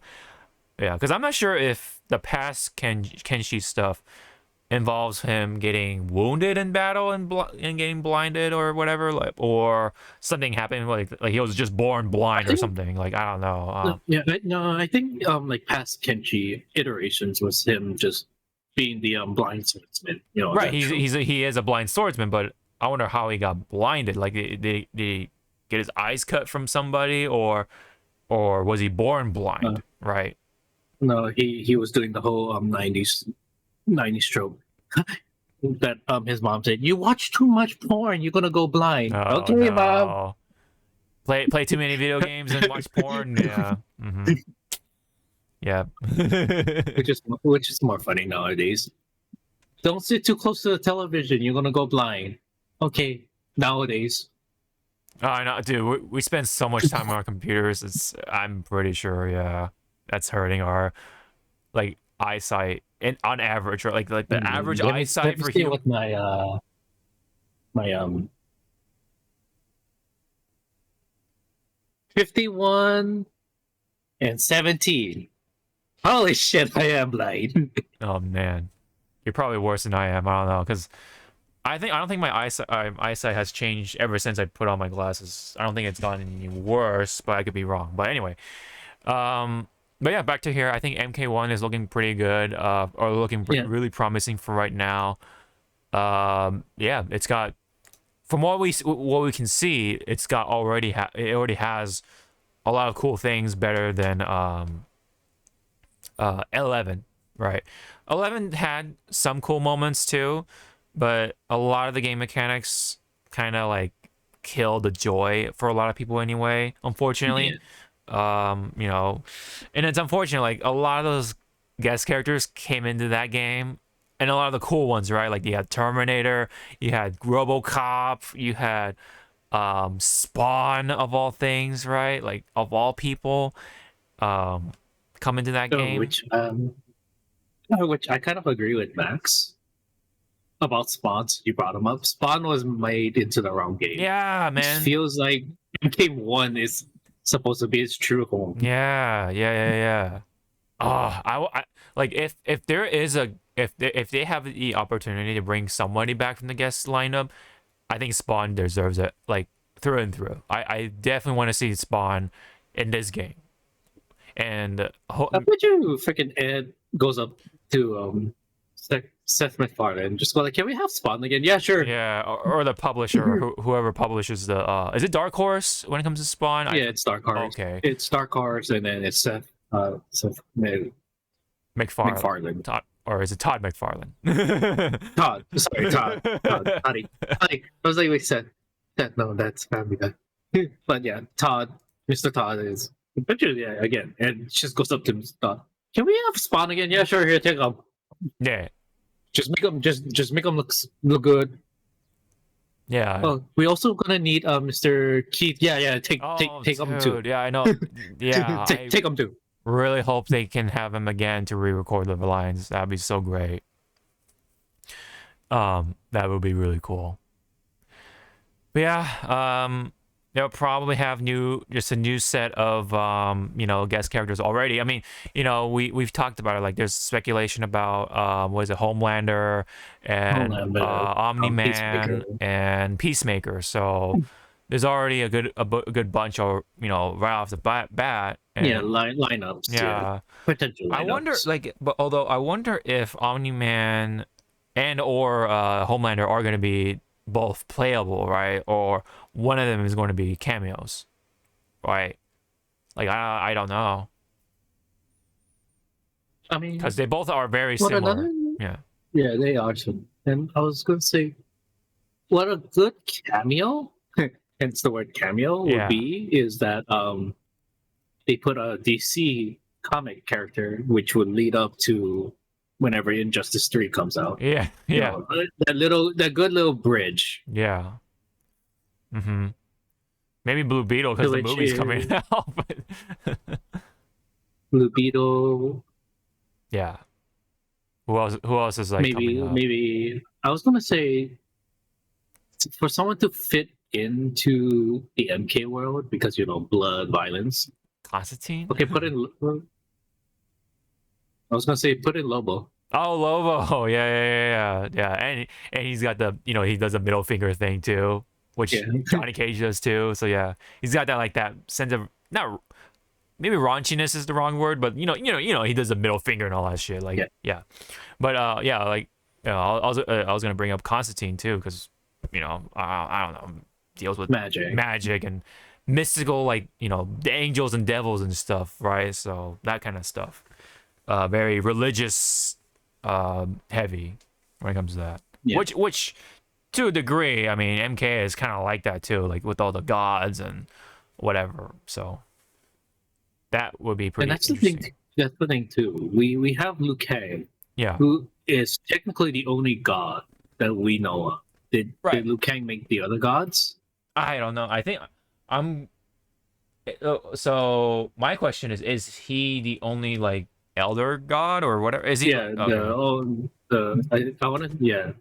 Like, is he the only supreme being right now? Yeah, I don't know. Or did Liu Kang get bored and to help him relieve watching over the realms, he did make the other gods and go like, okay, you are watching over another world. Yeah, or there could be other sort of Liu Kangs, right? Like other Liu Kang type of people to be like variants. Yeah, variants, or like or someone equal status or whatever, to be like, hey, my universe is better than yours, bitch. That kind of thing. Oh, or what if at the end game of, or not the end game, but the end of Mortal Kombat, whoever is the winner is the one Liu Kang doing like, okay, this is the start. All right, since you won the tournament, which realm would you want to watch over?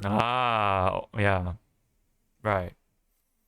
Yeah, it's definitely interesting because it's all about the reboot, right? It's starting over. Which I believe this is like a good direction of how to do fighting game reboots instead of just saying like time travel or it's a soft reboot but a lot of similarities. Like no, we're actually rewriting the whole history. It's a clever reboot for sure. Yeah. I mean, kind of like diving in, like putting their foot in the trend of like multiverses and all that stuff and variants and whatnot. Which the last thing good about Street Fighter MK1. Yeah. Thank God we're not hearing like, oh, you have different variants of your character. It's like, no, this is your big command list. Have fun. Yeah. This special is not locked to this variant. Oh, you can only pick this character. special move behind this style of this character. Like that was just annoying. Yeah. Overall, like I get it, like what they're trying to do, but overall, I think that needs to go. I am happy that Ed is hinting. It's like, the variant scheme was kind of like, I'm so sorry. Yeah, they definitely tried to push it for 2 games, but I think they knew they had to stop at some point. I think it overstated welcome. Yeah, it definitely was one of those like not one of those like third time the charm kind of things. I think yeah, it definitely overstayed its welcome, like you said. Yeah. Which I think they must have did like a close like surveys. Like, did you like the variants? And everyone just said Yeah, no. like they asked like yeah, I'm pretty damn sure they asked like a number of players, like the pro players, right? Do you like the variant system? And they're most of them are like no. Did you like the variant system? Are you high? Yeah. No. Maybe in the towers they'll like recycle it just for the sake of like, you know, having different challenges and be like, oh, we can only have these 3 special moves. Which one are you gonna pick? You know, that kind of thing. Maybe it could just be recycled into this, you know, into this challenge mode or whatever within the towers. That could be neat. You know, and oh yeah, and I think Ed Boon said that they're gonna have some sort of like modern control mode or whatever, for like easy stuff. You know, like other fighting games are trying to like do the whole easy mode thing. Yeah, so. Or I don't call them as easy mode. I just call them little helpers for players. Yeah, because that's how I feel with Street Fighter 6's yeah, it definitely doesn't make it controller. easier, but like it's not like oh you pick easy mode you win automatically or you're like no you yeah, because I try modern controls yeah, and it's like wow, some of these combos are easy to do, right, but your muscle memory is fucking doing something else and you're like, you're so like, no. yeah, you're so used to doing this. It's like if you do something new, you might as well you might as well do classic mode because that's what you're used to, you know, from back in the day and stuff like that. You know, it's kind of like it's like riding a bike. Like you're already so used to it, you know, you don't really forget, and it's hard to forget because of that. But I kind of wonder how they're gonna do it here. Besides just like the basic like the Smash Brothers controls like up B or up or down B, forward B, and neutral B. Side B. Yeah, side B, neutral B, yeah, that kind of thing. Yeah. I wonder if there's like a caveat to it, right? Because with Street Fighter 6, again, correct me if I'm wrong, you lose out on the medium buttons, I think. So, in neutral. So that's why it's like a give or take kind of thing, like literally. Like if you want to have an easier time getting into Street Fighter, you have to work with these buttons rather than, right, like have a separate button just to do special moves. You have to work with these buttons, right, to get that sort of thing or whatever. Well, I don't know. We'll see about MK. Maybe it could be just basic or whatever. We'll have to wait and see. So, all right. I think we definitely talked a lot about the fighting game stuff. Let's talk about. Thank you, Ed Boon. Yeah, thank you, Ed Boon. And it's looking real good. NRS, you guys are doing a good job thus far. I definitely look forward. Go ahead. Before we leave Ed Boon's presence, MK, I believe there is a stress test coming out next week. Oh, for MK1. Okay. Let me. Okay. It's called like test our connection or something. something like that. Okay, and that sounds okay. Because I know there is one. I know. Tekken 8 is like asking for registration for the closed network testing. So that for sure I know that's happening for Tekken 8, which I signed up for. Hopefully I make it in, but yeah, we'll see. Oh, I signed up for too because I saw like because I think they showed like which characters. I think it's all the characters so far. Yeah. Yeah. I think they're showing all. So I saw King and I was like, yeah. Here's my email. Please contact me. Yeah, for sure. And hopefully I don't be like some players that they didn't even check their email. And they forgot. And it was like, yeah, you made it in, and it's like, oh, and then by the time you find out, it's already too late. Yeah, like it's like it went into the spam folder instead or something. So they just completely like overlooked that. That'd be pretty. That yeah. I think something like that has happened. But were you able to confirm that there is a stress test for MK1? It was called like test. Yeah, online stress. Yeah, tester connection. Yeah, test our connect. Yeah. Okay, when does this online stress test? It'll begin on Friday, June 23rd, and run to June 26th. Oh, wow. Here you go. So we can put into Hypecast.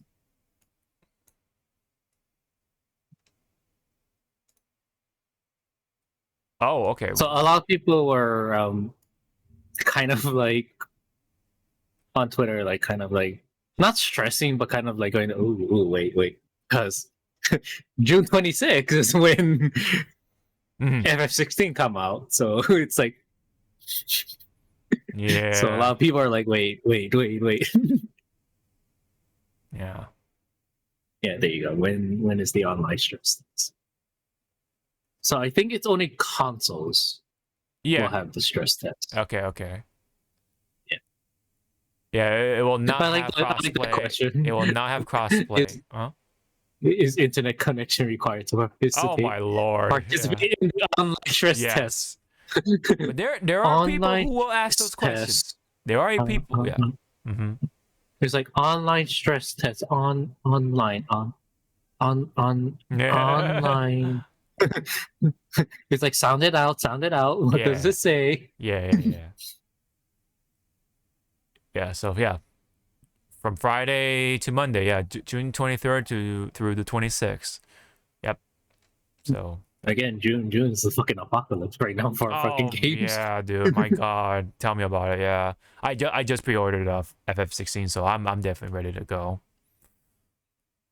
For that. It's like, you think you're breathing in June? No. Dude, I'm gonna be juggling 3 AAA games already, man. Like I got Tears, I have Tears of the Kingdom, and then Street Fighter 6, and then freaking FF16, and then some people playing Diablo 4.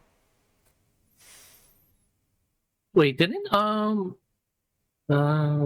Advance Wars come out yet? No, it's already been out. Like it came out like months ago, like in April or something. So so I'm wondering where's that one fitting in your little that one game schedule. I've already played it, like, and it's like an old game. It's not like I'm not stressing over it because I already know how it plays and stuff like that. I just want to see how it looks, right? And it's cute, you know. It's got that like that cartoony 3D graphic thing going on. But it plays like Advanced Wars, so I don't really need to like, you know, put my time into it. So I'm not as itching for it because I already played the old one, like Game Boy Advance and stuff like that. But it would be nice to complete it, yes, for sure, for nostalgia stuff. I was gonna say, because you brought up Diablo 4, I told my friends I'm skipping Diablo 4 for FF16 for Baldur's Baldur's Gate. Okay. Baldur's Gate, because one of my friends told me, it plays like because it has D&D mechanics and charm into it. So he said it's like 5th edition, which is the current edition right now for D&D, and I was like, okay. Sorry, Diablo. Sorry, Mother of Demons, Lilith. I'll see you in hell next time. But I'm gonna go through a different kind of hell.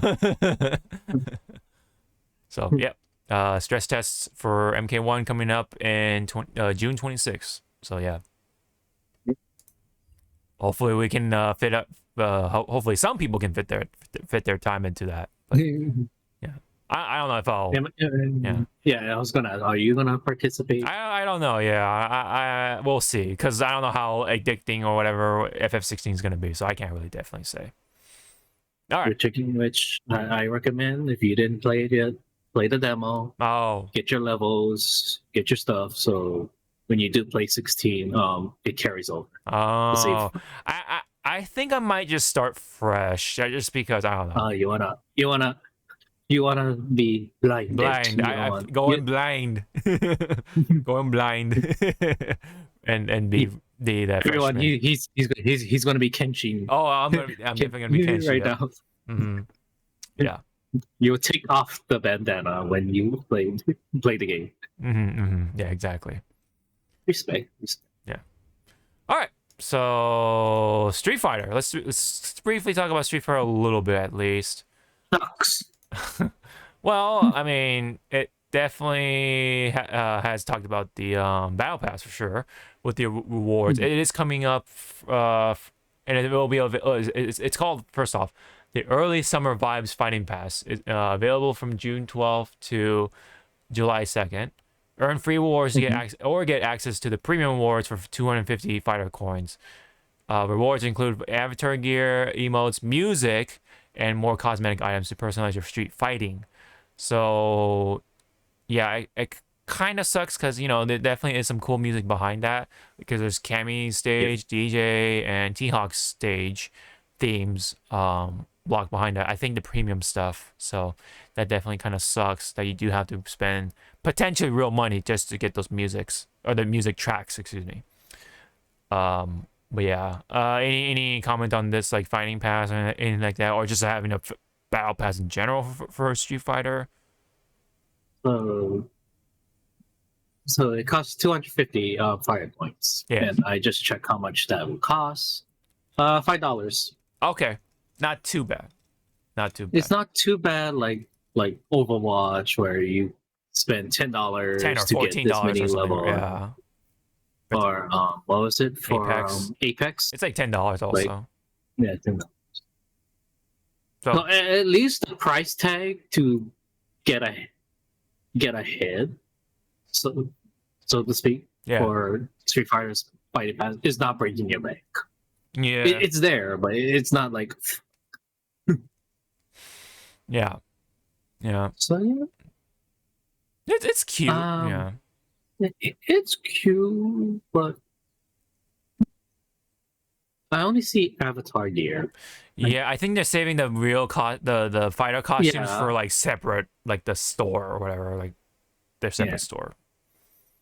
Because they know they're gonna can buy we it. see the other? Huh? Yeah. I mean, it's like, can we see a hint of like what one of the early summer vibe costumes are in store for some of the characters? Yeah, can you imagine the summer costumes for the ladies right now? Like, my goodness. Yeah. I mean, we all know Manon's gonna have like the best looking one. She is fashion diva. Fashion, yeah, yeah. Fashionista, sorry. Right, but I don't know.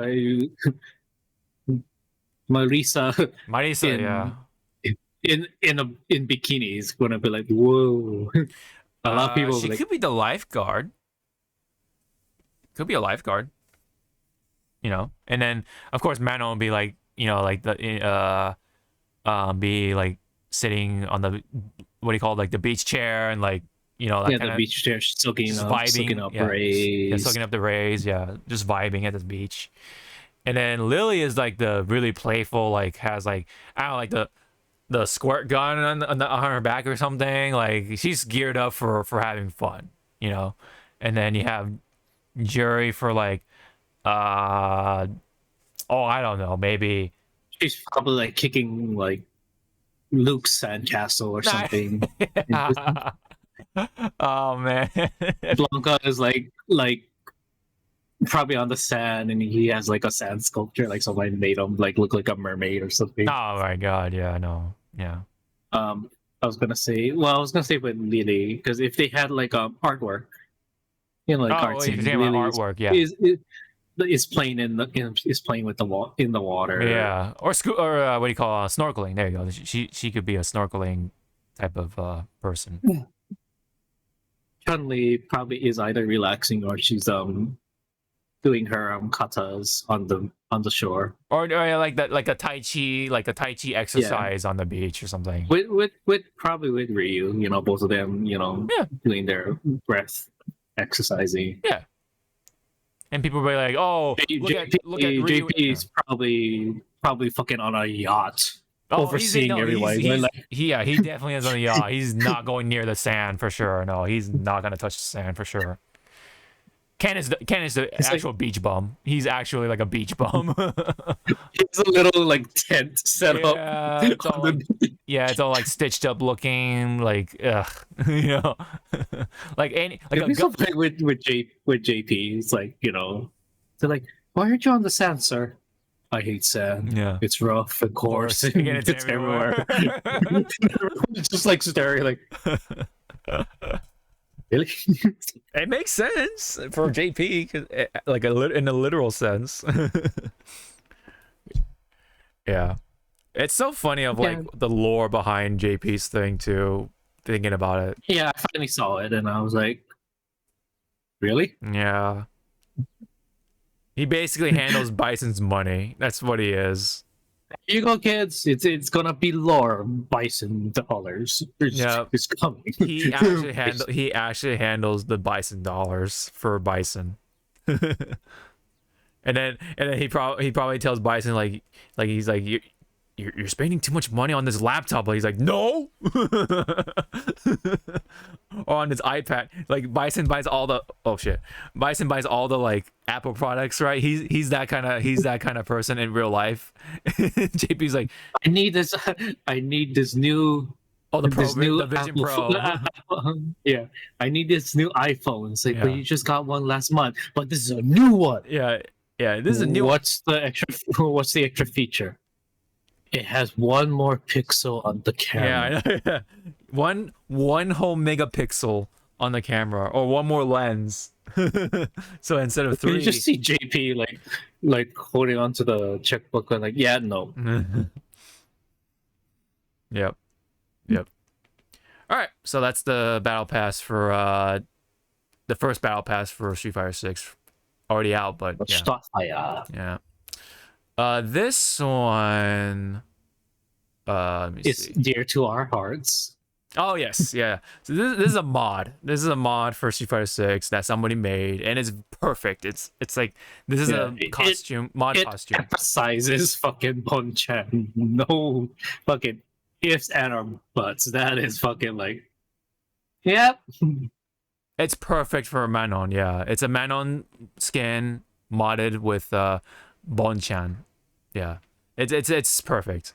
It's really yeah. Which is also funny because Manon's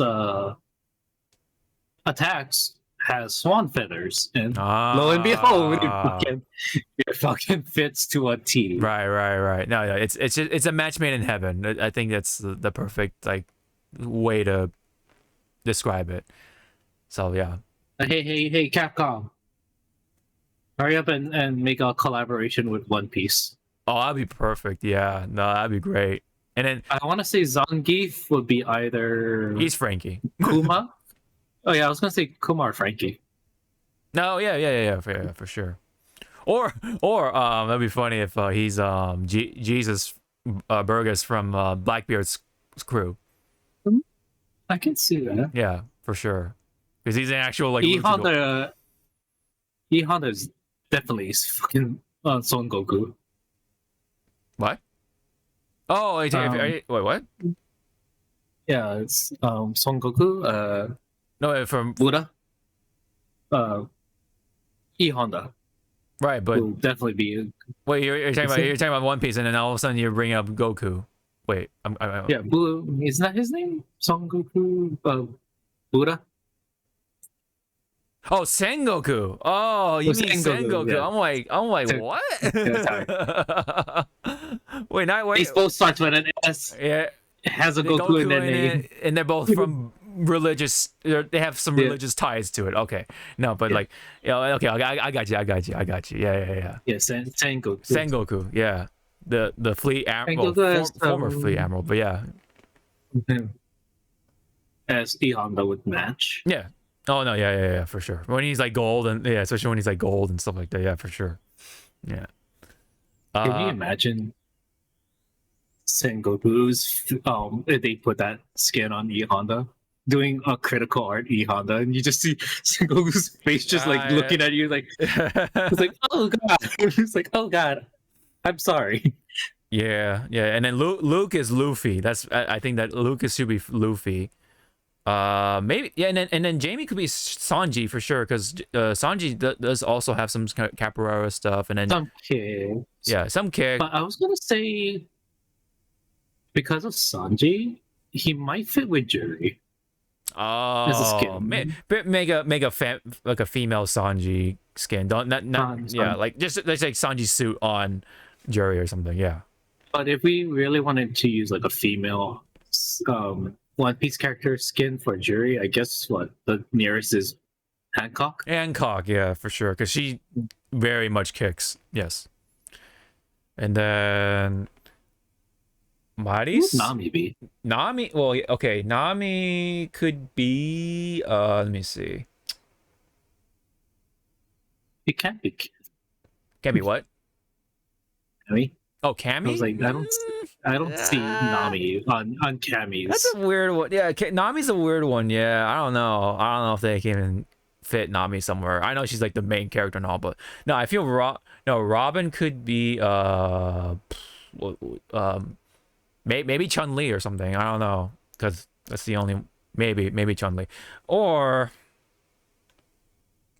yeah, that's a tough. It's a tough. Actually, yeah, I can see that with Nico Robin with Chun-Li because Nico does have quote unquote stances.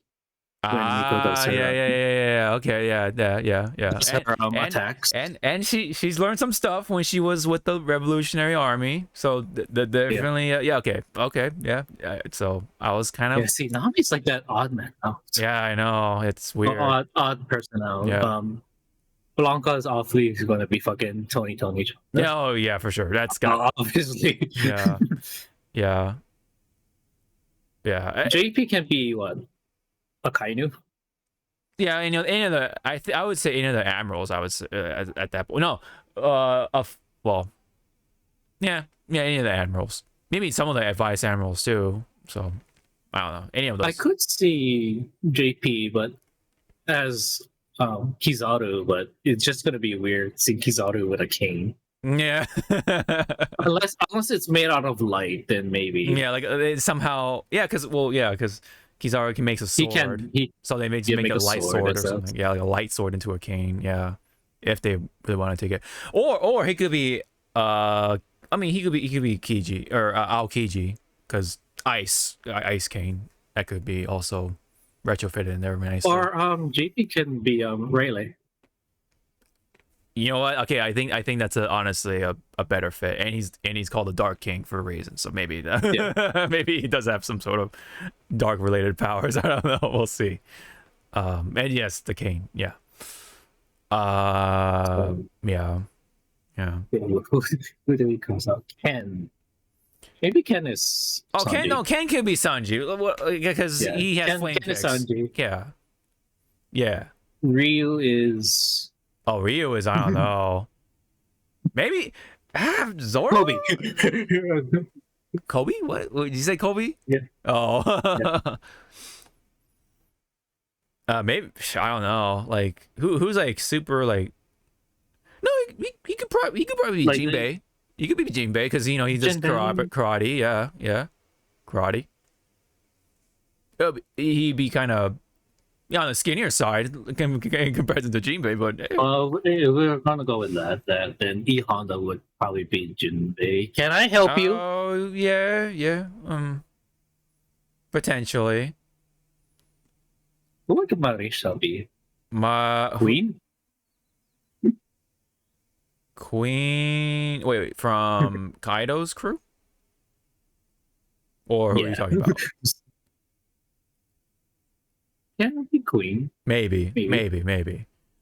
I'm thinking somebody from Dressrosa though. I'm trying to think of because because she definitely fits into like the Pika. dress. What? Who? Pika. Pika. The high voice one. Pika. Yeah. Okay. Pika could potentially work. I'm trying to think here. Maybe who else could fit Marisa? Who's got big? I mean, if we don't care. Okay, if we're gonna really be obscure, Miss Monday. Remember Miss Monday? Like early on. Oh, big lady. Before big her. Lady. Yeah. Fuck it. Put Marisa as this big mom and see what happens. Oh, yeah, just because, yeah, she's really popular at the moment, but yeah, or relevant, I should say, at the moment. Yeah. But yeah, I think Dawson could be fuck, what's his name? The not Buddha character. He was like fucking early season. not Buddha character. He had the symbols behind him and the long ears. Symbols behind the what? He had like the circle symbols. And Oh, you mean he had, like long? Wait, Eneru? What are you talking about? Like, Yeah, for One Piece characters. But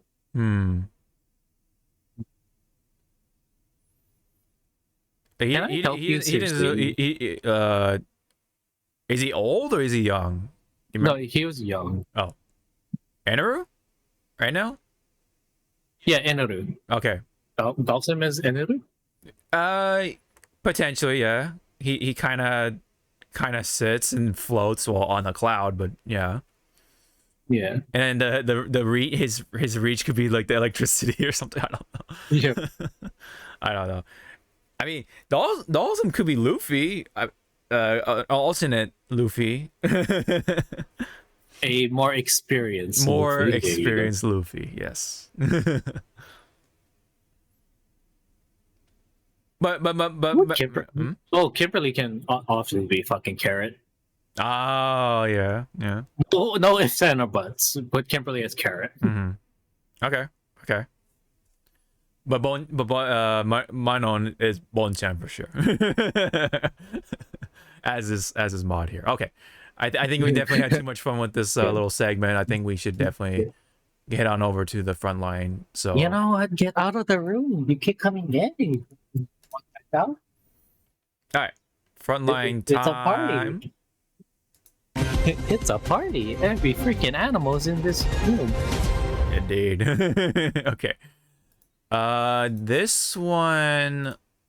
Oh yeah, because we talked about Iron Sheik and we were wondering what's going on with Hulk. Right, he passed away. Everybody. Yeah, we talked about Iron Sheik last time, and we were wondering what's going on with Hulk Hogan. He apparently put out a statement about Iron Sheik, and definitely, he basically said along the lines of like, "Oh, we lost a legend and all that stuff." Right. I'm not gonna read the whole thing, but basically, rest in peace. You'll always be remembered as a true warrior of the ring. So, I'm sure he didn't say anything right away because one, maybe he is processing it himself. Two, he's probably busy with his business ventures and stuff like that. So, it's not, it's not like he had like sixth sense and knew that Iron Sheik was gonna pass away at some point and put out a statement like scheduled or whatever or anything like that. So, I'm sure he's a busy man, and I'm sure he had something to say about Iron Sheik, so yeah, because these two had a pretty significant rivalry in the ring, so definitely, I'm sure he had a thing or two to say about his passing. So yeah, just wanted to throw that out there and just make things clear that yes, Hulk Hogan has had a statement of sorts at this point. Okay, so next one up. I think what was this one? Oh yeah, speaking of wrestling, so there's reportedly Disney is interested to broadcast, I guess, WWE stuff on maybe like Disney Plus or whatever. So I don't know exactly what they want to do, but it says they're reportedly interested in WWE broadcasting rights. So not confirmed just yet, but we'll see. But somebody, of course, memed in, and someone they put out a little picture and stuff like that saying, "This is the tribal chief, and you're watching Disney Channel." So it's got Roman Reigns. He needs to with the ears. He needs to doing this. He needs to draw the damn. Yeah, he needs to draw. Yeah, the Mickey Mouse. Yeah.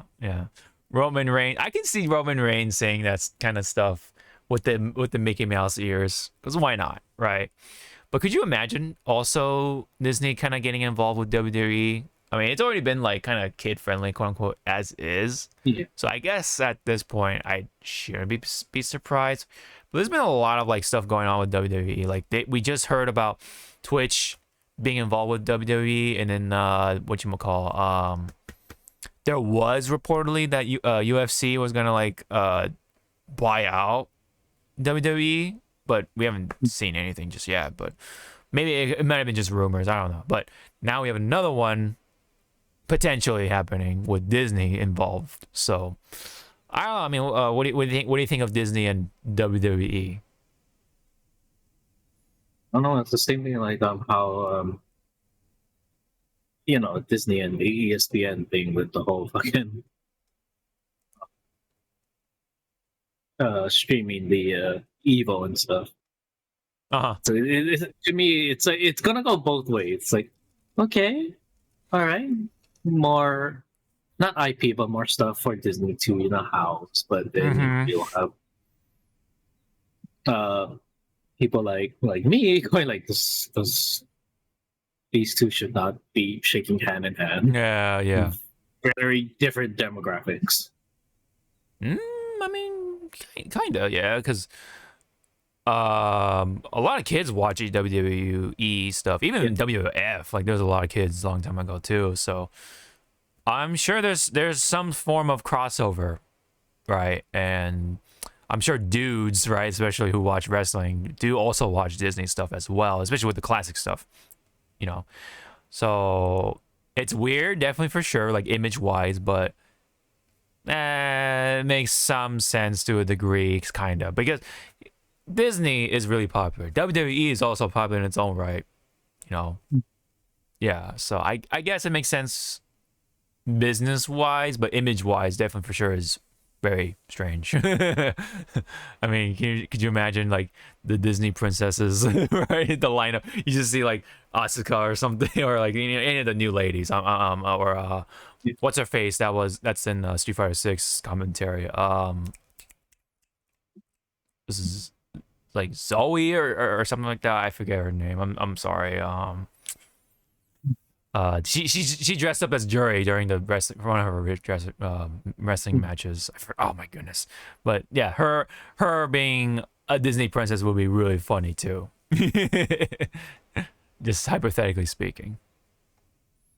But yeah, I think that's pretty much the gist of it. I don't know if you have any more comment or any little joke or whatever you wanted to toss in there for Disney. I mean, if this is gonna happen, I better see some WWE merch when I go to Disney World. Oh yeah, the merch, man. It's out of nowhere. It's like, why is so they're selling Undertaker and stuff like that? Yeah, I know. Stone Cold. Is that the next Disney? What? Yeah.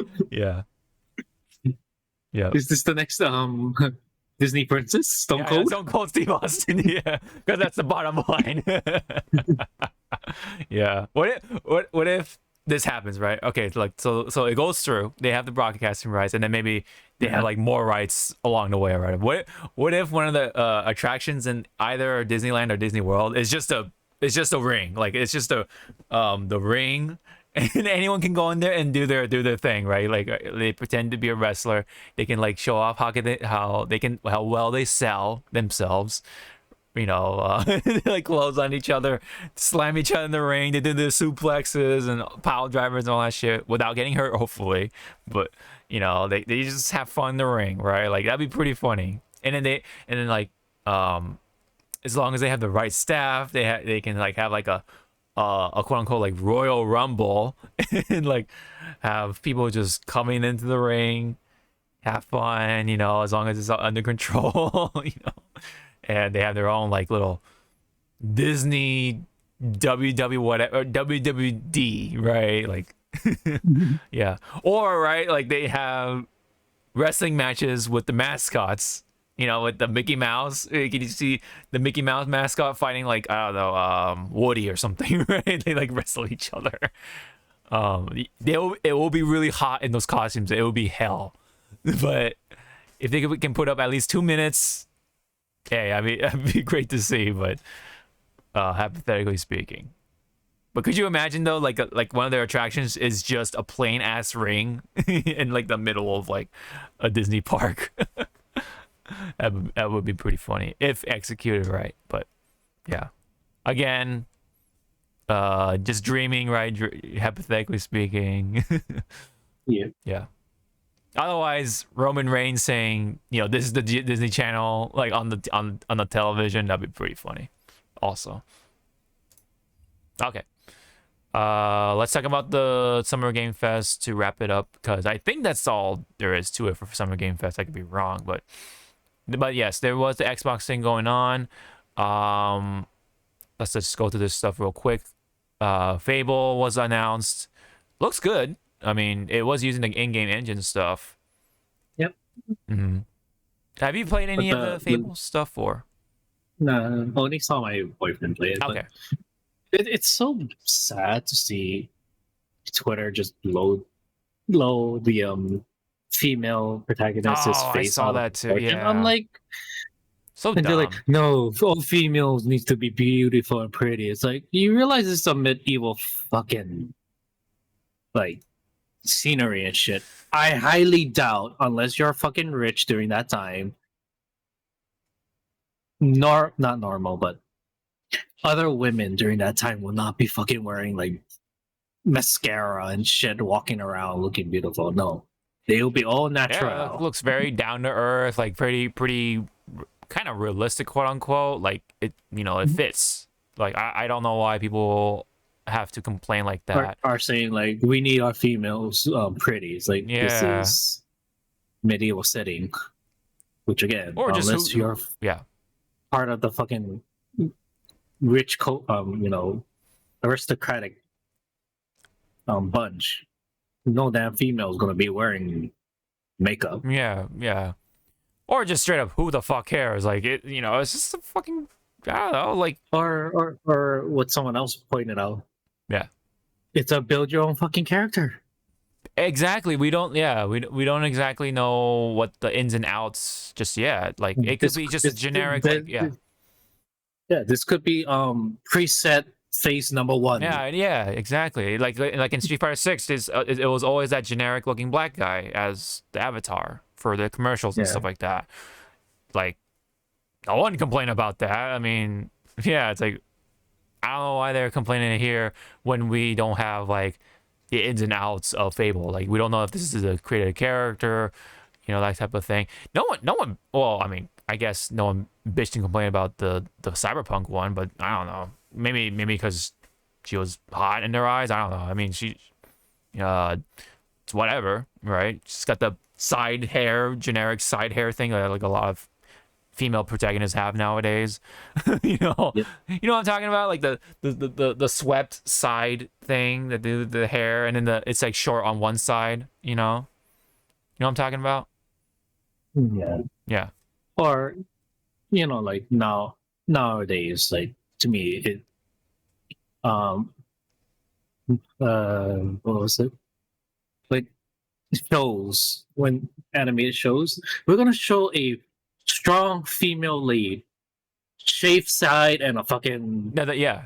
comb over hair. And Yeah, it's like your strong and they're female like- lead. It's like no. And they're like straight from like the fashion like walkway or whatever, you know, like Yeah. they don't necessarily.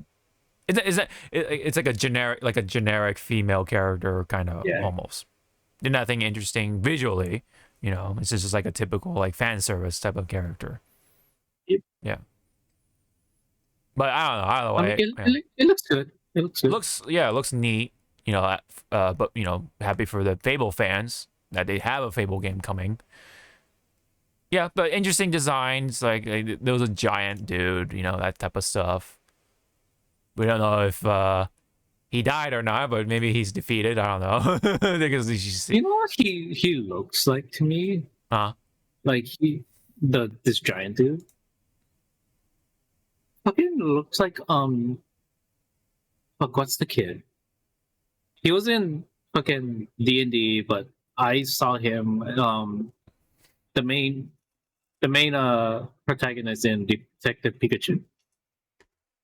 Oh, it's like something justice, right, or something like that. Yeah. Justice something, but Or justice something. Yeah, it justice also- something. Yeah. yeah.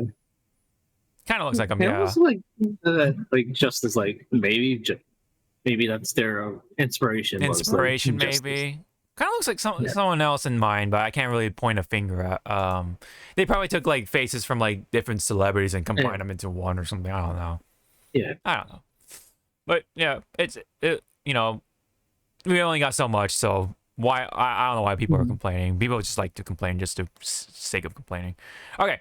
The only thing I don't like about the Fable stuff is it's locked to the console.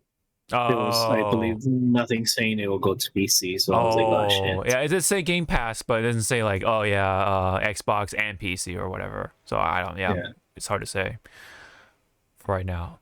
And then we have South of the Midnight, which looked interesting. This one was like interesting. Like the way it was like setting up and telling a story. Yeah, it kind of fits like the vibe I like to see, like the unknown or mythology. I do also like the art style. It reminds me of fucking claymation. Like, claymation, like a studio vibes with the stop animation. It reminds me because the way it looks, Kubo, yeah, same people, yeah, same people. But I was like, wow, I really like this, like this art direction, because we haven't seen for a while like non fucking CGI, CG freaking stuff. That's kind of. I mean, we do see it all, but I like to see like their own style, like how the Spider-Verse does it. Like you see different styles. That's why I really like Spider-Verse, just for the visual stuff, man. Like it looks really unique for today's stuff. Yeah, in comparison. Anyway, just like this game to me is like, this is visually appealing to me. Very visually unique, or appealing at least. Yeah.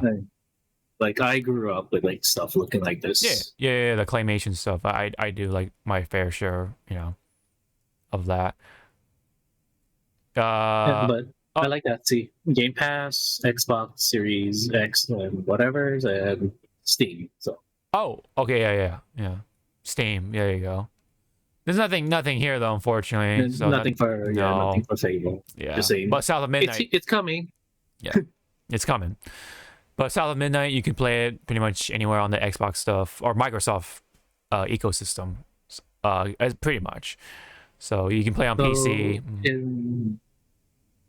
So because this is South of Midnight, I wonder which mythology they're going, because this just looks like South of Louisiana or something like that type of stuff. Yeah, Cajun. Are they gonna go like Cajun-esque? Are they going with Cajun like lore or voodoo or hoodoo? Yeah, like you kind of see in the Princess and the Frog, kind of. Yeah.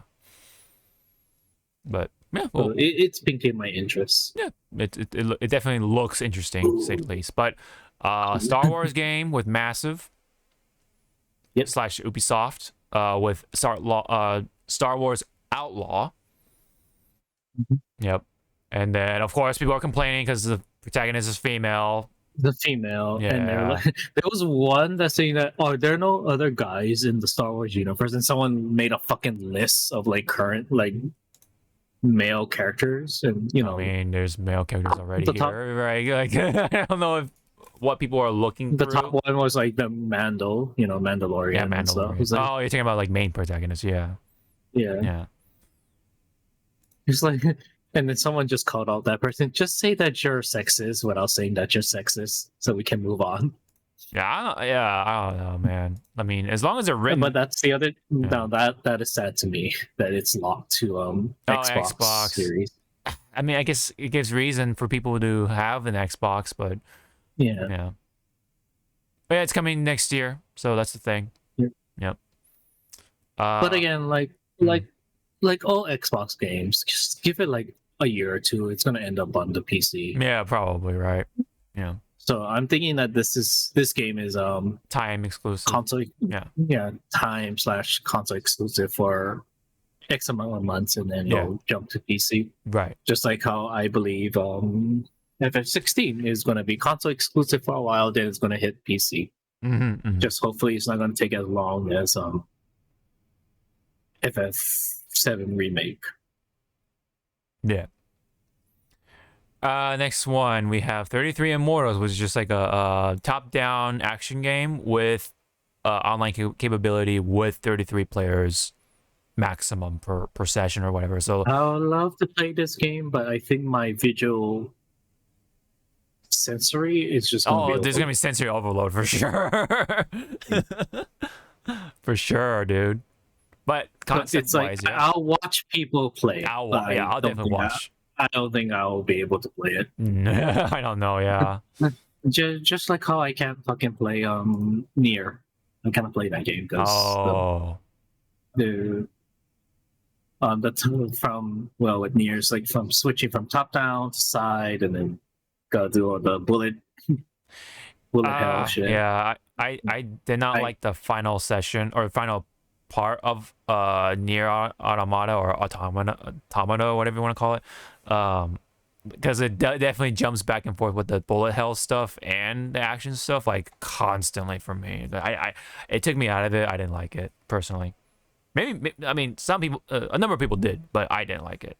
But story for it, fine, but the actual game of itself was kind of jarring, if I'm being honest. The action stuff is fun, but the bullet hell stuff is like, you know. Yeah, the bullet hell, it's not for everyone. Yeah. So, that's why a lot of people don't like 9S because of that. Because his section's involved with the bullet hell stuff. Yeah, and then there was Payday 3, like basically a bank robbery, not simulator, but you know, it gives you opportunity to rob banks. Persona 3 remake or Reloaded in this case is coming. Yep. Don't know if I'll get into this one just because, but pick it up. Yeah, pick it up. But hey, it's nice for people who want to play P3 again or play P3 in general, and it definitely has that or P. Or I was gonna say, for nowadays, retro gaming. Yeah, because I highly doubt you'll find a good condition disc of original Persona 3. Yeah, nowadays. for sure. Yeah. Like if I had the time for it, definitely it'll more likely be on my list. But yeah, right now, like I'm sorry, like my exposure to Persona was 5. Yeah, that took a big chunk of playtime for me. Oh yeah, dude, it was like 120 hours for me, bro. Like at least. And trying to like 100%. Well, this is on your second playthrough. 100%, you know, like affinity and give everyone like affinity, happy. Yeah, that's shit. Yeah. Yeah, that was fucking ridiculous. Yeah. And then my dumb ass go on the hardest mode and try to do it all over again. And I think I officially stopped on the 3rd palace, and I was like, I'm done. I can't do this. Dude, I think I tried to play Royal Edition or whatever you call it, and then I still didn't play Royal. Thank you for bringing that up. I still never played that version. I have the collector's thing right here behind me, and then I'll even try to move it up there. You see the box right there? Up in that corner, yeah. Yep. I have it. I played it a little bit, but I'm like, I can't get through the story again because, like, you have to go through the same, like, pretty much the same stuff, right? Well, for the most part, just to get to the new stuff. It's like I don't know. It's so much time just for little of the, not little, but it takes a long time to get to the new stuff, and I don't have that time, you know. So I think when it comes to Persona games from now on, it's like, okay, I'm gonna probably just buy the first game and just like forget about everything else, right? That comes out with it. And if you want to experience it, or if I want to experience it, I'm just gonna watch on YouTube. Honestly, that's my honest 2 cents on it for right now. Unless I have the time for it, but you know, I don't. Yeah. So it's hard for me to say that I am enthusiastic about when it comes to like, let's say P6 for example, and then they come out with a P6 Royal whatever edition. That's yeah, you know, that's just like how it goes. That's kind of like what I've noticed over time with Persona stuff. Like they always have P4, and then they have P4 Golden, and then now you have P3, and then there was another edition of P3, and then now you have another. You have this Reload. Like of course, right? They're gonna do more stuff with the old or whatever what existing Persona game there is, right? And same with P5. They've been like milking it for a long time with P5, and then you have the P5, what is it, the Warriors game, and then you have the dance game, other stuff like and then you have P3 Persona Q stuff. Now they're doing the P5 edition of that, which is the tactical RPG version of that game. So like, it's Jesus Christ, man. They do so much with that one Persona game until they're done with it, and then they move on to P6 or what P7 or whatever. Like, I think P5 is becoming fucking Skyrim at this point. yeah, it's like Skyrim. Like it's becoming like oversaturated. Like I'm like it's cool. Like but I've had enough with it, man. Like can we just move on to the next Persona or something? Like you know? But at least knows what they're doing. Like the P5 performs so well, and then so they're just milking P5 as much as they can, and whatever else existing P Persona game they have under the belt, and they have people buying it. You know, that's the thing about their their sort of economy. Again, like it's not a bad game. Those games aren't bad. It's just like the way they do things. Yeah. It's just the marketing and then the constant reminders like, hey, remember this game? Hey, remember this game? Yeah, like, yes, we know. Yes, yeah, we know. What version is this now? Yeah, another thing, like I have the P5 Warrior game, but I haven't touched it because I haven't had the time for it. But I bought it, so it's kind of just like money being wasted, honestly. So that's why, like, at some point, I was like, yeah, like I'm just gonna buy the first iteration of whatever main Persona game is out. I'm gonna enjoy it because I enjoyed it with I really enjoyed it with P5. I want to enjoy P6 maybe, whatever, and then just fuck it, just don't buy any other P6 whatever edition, because it's gonna be the same exact thing, and it's gonna be hard to get to the new stuff. And then when it comes unless like I don't know, they do something entirely different, then to the point where it might be like a different game. But at that point, I don't know. I don't know how I feel about that by the time it does happen, you know. And people might say, oh, why don't you just wait for the P6 Royal Edition, right? You know how long it's gonna take, how much longer it's gonna take, right? And you're gonna have like FOMO, and like all the fan artists are gonna be like, oh man, this character's so cool, I'm gonna draw this person or whatever, and then you're probably gonna get spoiled out the ass, because you know how Atlas games are. They're very story driven, they're very story heavy, and people just can't hold it in. They want to talk about it, and so I get it, but like that's just what happens, right? So you're probably gonna have FOMO, and you're gonna be like, oh fuck, well I'm gonna be spoiled out the ass, as I wait for this game. And by the time you get to that game, it's like, okay, you're probably spoiled, or maybe like some people are gonna have like the most optimal time with this P game, like because they got lucky on not being spoiled or whatever. But yeah, I don't know. Pick your battles carefully, like literally, Pick your battles, pick your poison. Yeah. Whatever, how you want to put it, right? And hopefully you can enjoy the game. That's all I can say when it comes to the Persona stuff. What about you? Like, I haven't heard you like feel about like when it comes to how Persona does things, I guess, in general. mean, from again, basing off of like how much they are milking 5, it's like Jesus Christ. Right. But I do like how they're going back to, I guess, fan favorite games. So, I'm guessing, yeah, P3 is their first step, and then probably the next one is going to be 4. I think, yeah, I don't know. yeah, 4.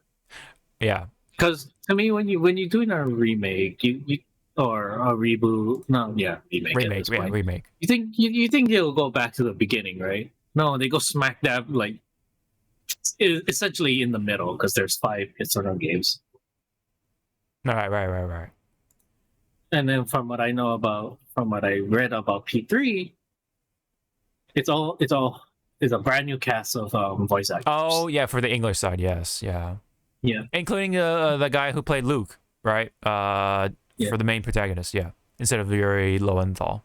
Yeah, it's still Yuri. It's Luke's is. I think on the it's Japanese side. Yeah. On the Seiyu side, it's pretty much largely the old band. The old band, yes, coming back together. Mm-hmm. Yeah.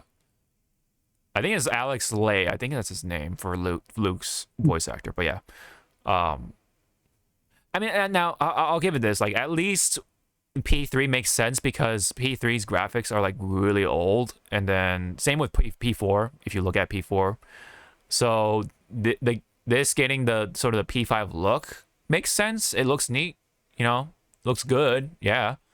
Look at the cutscenes with Aegis or whatever, right? Looks really good. And I'm sure they'll have like extra stuff in there, and they got this stuff now. It kind of looks like P5, right? With the character portrait, the dialogue. Mm-hmm. Yeah. I wonder if they're gonna go the extra mile. They have this graphic setting, but then after you beat the game once, maybe they'll have classic mode or something. Yeah, retro mode. Yeah. Maybe, I don't know. Yeah.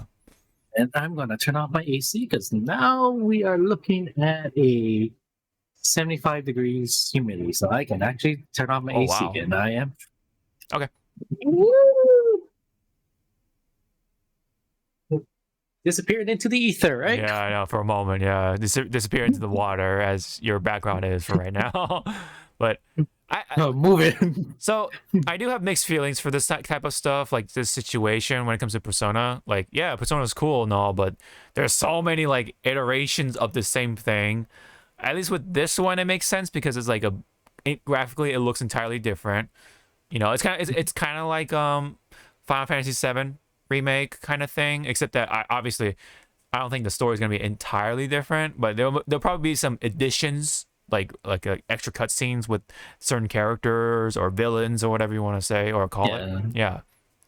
Where probably the pacing might be different. Yeah, no, the pacing will be different probably. Yeah, here and there, and of course the combat system might be more updated, right, or different. It might be the same with P5's combat system because from what I can understand, P3's combat system is very annoying to deal with. Because the CPUs are, the party members are CPU controlled, so you have to hope that your healer will heal you, that type of stuff. So that is very annoying. Donald, heal me, Firaga. Thanks. That's all he's gonna do.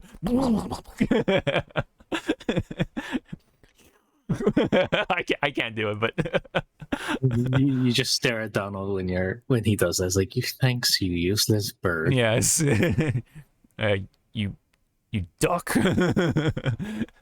Yeah. So even Howard the Duck from MCU is more better than you. More better than you. Yes, that's yes. Very excellent phrasing there. I would say the only other game that would make sense for this kind of treatment is P4, because P4 also has old graphics too. I swear if they remake P5, I'm gonna be fucking pissed. Like, why? Like, why would you do this? No, I'm sure they won't. Remake, yeah. It's like we're gonna remake 5. Why? Oh, because it's been X amount of years. It's not even like 10 plus years. I know, right? Yeah. Like remaking P1 and P2 would make sense because obviously those are really old and no one talks about those two games. It's not as much as P3, P4, and P5. Yeah, you know, that kind of stuff. All right. Which I think that it should be like a time thing for if you're gonna do a remake. Like a game should be like at least 10 years old. Perhaps. Minimum 10 years old. It's whatever yeah. It's whatever the company fucking feels like. You know, that's pretty much how it goes. It could be 10 years, it could be 20 years, it could be 25 years, it could be 100 years from this point. I don't know. Or hell, it could be just one. If they feel like it, because I don't know, some companies are kind of dumb, but or greedy. There was a game called Avowed, which is I think the Obsidian. Yeah, it's the Obsidian take on like the Skyrim type of stuff. Because Skyrim, from what I can understand, is Bethesda, and then Obsidian was kind of like the sub studio to that. But I think they're separate now, or I forget what the story is. But it's kind of like the not Skyrim, but it is kind of maybe potentially better Skyrim. I'm not too sure. Because Obsidian made Fallout New Vegas, and a lot of people like to talk about Fallout New Vegas being like the better game than Fallout 4, more ways than one. And I forgot about this game called Sea of Thieves, because it's getting an expansion of sorts with Legend of the Monkey Island, new Flight Simulator. I think it's Flight Simulator 2024. And they even have the Dune expansion pack, which is kind of cool for those who do like Dune, the movie or the book or the movie series, whatever. The book. Yeah. Have you read Dune? Oh no. No, Yeah. I have not read Dune. Yeah. Same here. But if they made a manga, I'll read it. Of course. Of course. Or a comic book, yeah. I mean, or graphic novel, I should say. Or a visual novel. Oh my god. Would that work? Maybe. I don't know. Anyway. Choose your own adventure. I don't know. Yeah. Or hell, like a Breath of the Wild kind of Dune game. That'd be kind of neat. Get lost and stuff. And then there's Hellblade 2. And then there's like a Dragon 8, quote unquote, but it's called Infinite Wealth, I believe it is called. Yeah, Infinite Wealth. Takes place in America, I believe, from what it looks like, and each one, yes, is okay, yeah. So looks like he must have done something stupid. Yeah, and just got dumped. A lot of people saying this is Hawaii, and I'm like, it could be because that could be Diamond Head. But it could be just a random vacation spot. It just has those familiar elements. Yeah, it could either be Hawaii or Florida, like Miami or something. Because palm trees and stuff like that. Yeah. But the camera shots of blocking his package. Yeah, his package. Yes. It's so good. It's Austin Powers. Yeah. Definitely got Austin Power-esque vibes to it. He is butt-ass naked, dude. But at least he looks good. He's in shape, whatever. He's got a six-pack and everything, like, Kiryu and stuff like that. But yes. I remember, this part where it was I think it was the coconut drink. And it was the lotion. Yeah. The sun lotion, and then, yeah. And then the girl screaming. Oh, right here. Yeah. Yeah. Oh my god, a streaker. I was watching that because I wasn't able to watch the showcase because I was at work, so I watched it. Clips, parts. Yeah, separately. And one of the comments wow, there's always that one dumb blonde bitch that ruins it for everybody. What if everyone was enjoying seeing the streaker? You had to be that one dumb blonde bitch to fucking ruin it for everybody. And I was like, it's like, hey, maybe she's just scared because of how big it is. It must have been bigger than her boyfriend's. Ooh, damn. I mean, each of them, man. I wouldn't put it past him. Yeah. See, that guy is Oh He's yeah, not even fucking care. wasn't he like, oh, He's surf's up, dude? Yeah, he's just like he's just fucking vibing. He's Yeah, he's like, yeah, Eh. yeah, all right, surf's up, dude. He wasn't like, oh no, oh god, or anything. Like he's like, all right, surf, surf's like, up, dude. All right. he wasn't fucking like getting intimidated. He was like, Yeah, my but no, man. he's like relaxing. He's got his leg crossed and everything. Like he's not even moving his spot. Yeah, he's not moving from his spot. Because I want to say that guy like just fucking like already seen shit like this. So Yeah, like, yeah. He's been to a nude beach, I'm sure. But these two are kind of like in the middle. Like the lady's like, Well, I think the lady is just showing him like, saying, hey, you're hey, naked. like, Yeah, hey. yeah. The other one is just like, yeah, baby. Damn, dude. Okay. Yeah. you packing. You packing, man. Yeah, yeah. Yep. I'm jealous. Yeah. And then he's like, oh no, I'm naked. Yeah. He's naked and I'm in that shot. Oh, damn, Ichiban, you shave him. I know, yeah. Right here. He clean. Yeah, I know. It harps back to Simmons and not Mike's Andrew's little segment when they did their broadcast. Oh yeah. Bush or no bush. Bush or no bush indeed. Here we got all the bush up there, man. I mean, that's what I always make fun of. Like, well, not make fun, but I joke around with my coworkers. Does the carpet match the drapes? Apparently not. Yeah. Yep. He cleaned down there. So, but last shot right here, it has Ichiban in the clothes. So I mean, yeah, it would have been hilarious if he was still naked in the shot, but no. But sorry, what were you saying?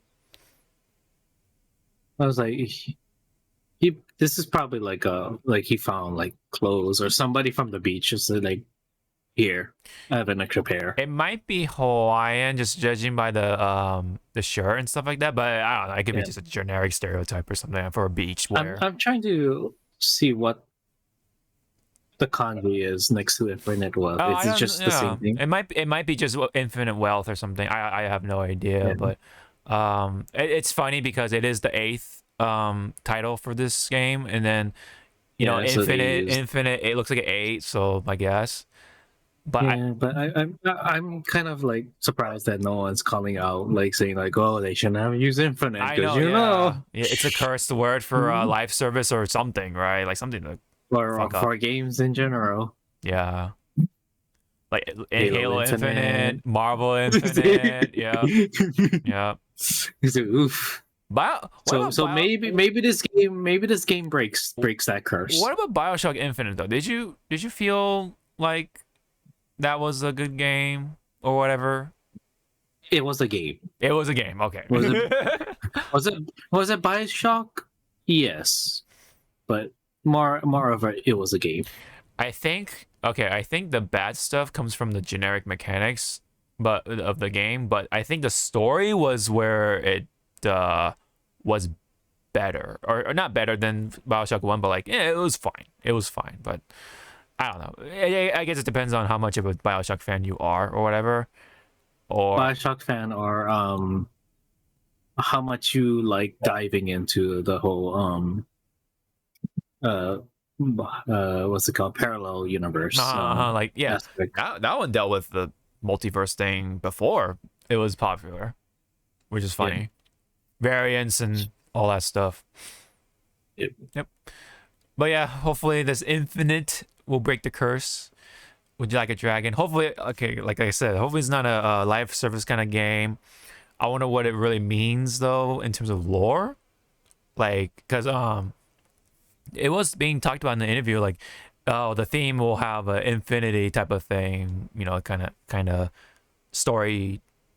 It'll be part of the story theme. So I wonder what will constitute the infinity thing, right?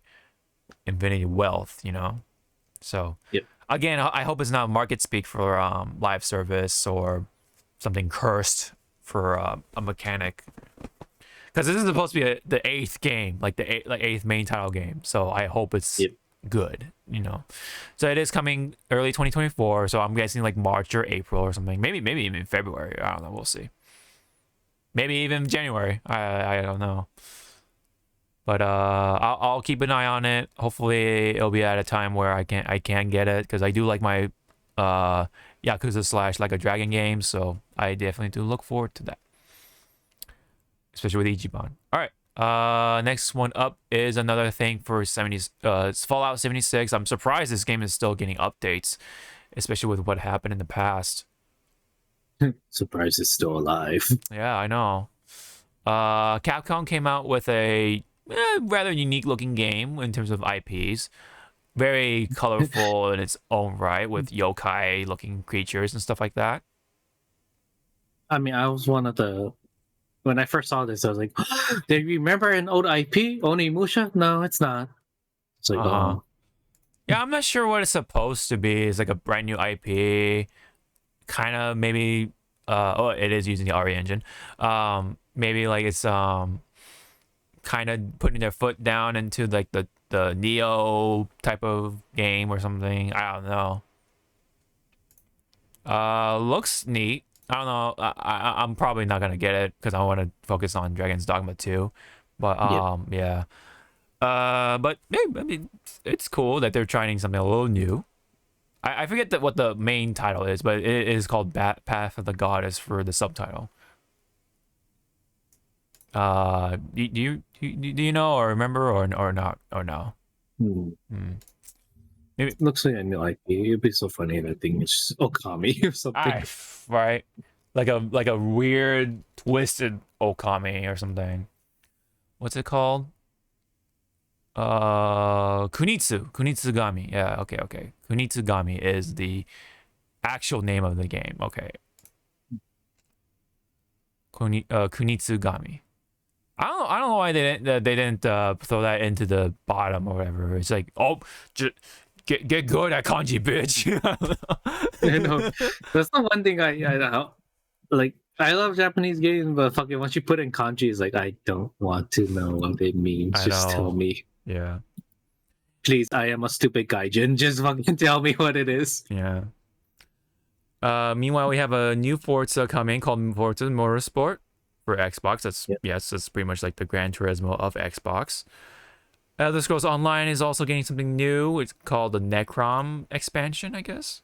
So. Yep. And Overwatch 2, funny enough, they came out with the story pack or something, or story expansion of sorts. That costs 15 fucking bucks. Are you fucking serious? You have to pay for it? No. And it's like, what, piecemealed, right? So it's not even like the whole thing. Oh my god, why? That's why it's like wow, you really went this there, is guys. Jesus.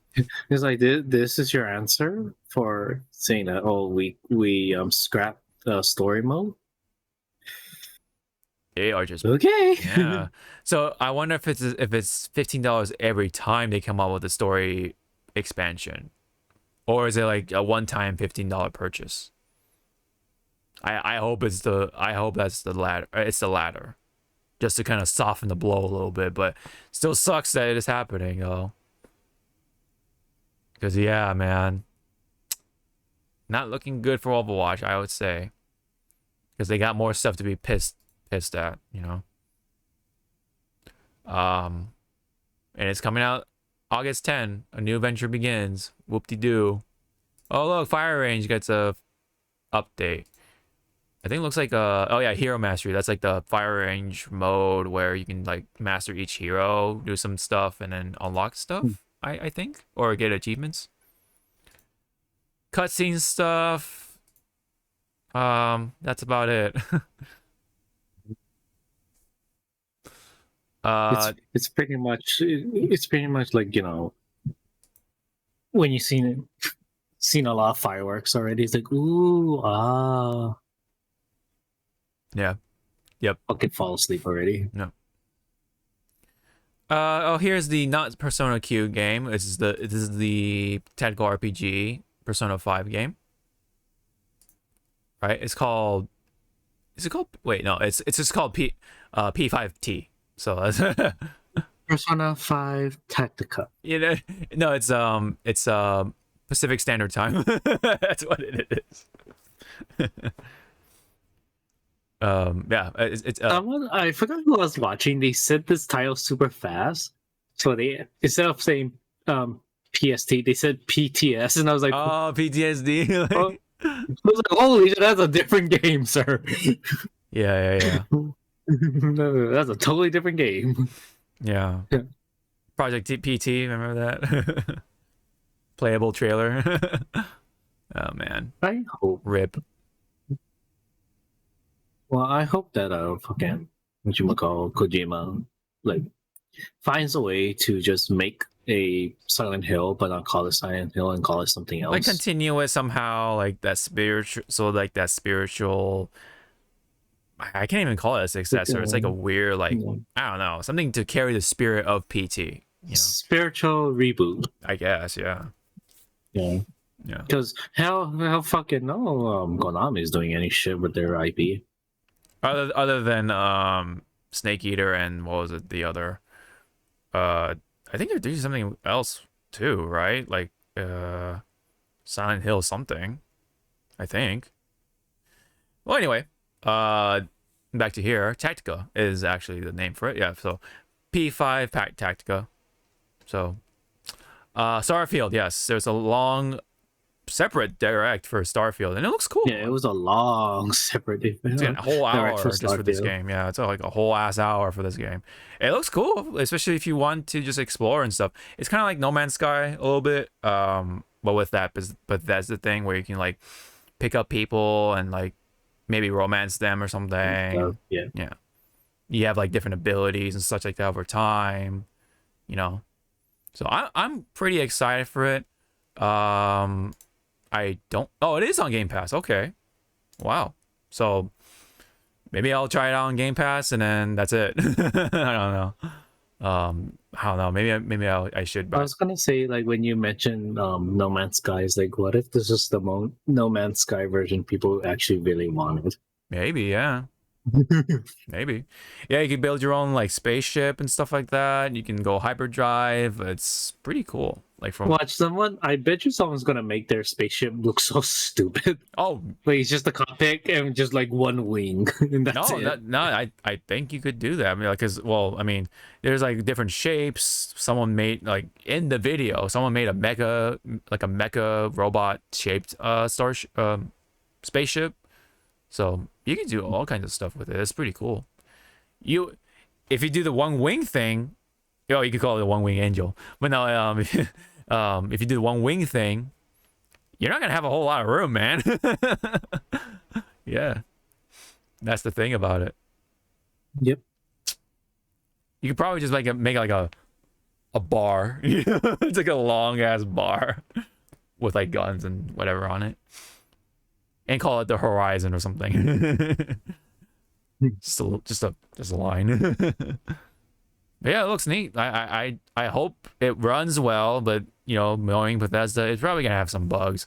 And or when I say some bugs, it's gonna probably have a lot of bugs. But hopefully it'll be like Fallout, where you're willing to overlook it and have fun with the bugs, and the game is still playable and perform well enough on PC at least. Well, this is I was gonna say, well, this is a Bethesda game, so it's like they'll the game's gonna be buggy as fuck. Right. So they're gonna let the fans fix the stuff and then and take credit for it. yeah, and then take credit because I'm sorry, that's been Bethesda's MO for some of their games for a while. Yeah. Which is kind of sad. Mm-hmm. Yeah. Yep, there's gonna be the mods, PC mods or whatever, and then I just hope that the game runs well enough to be fun. Yeah.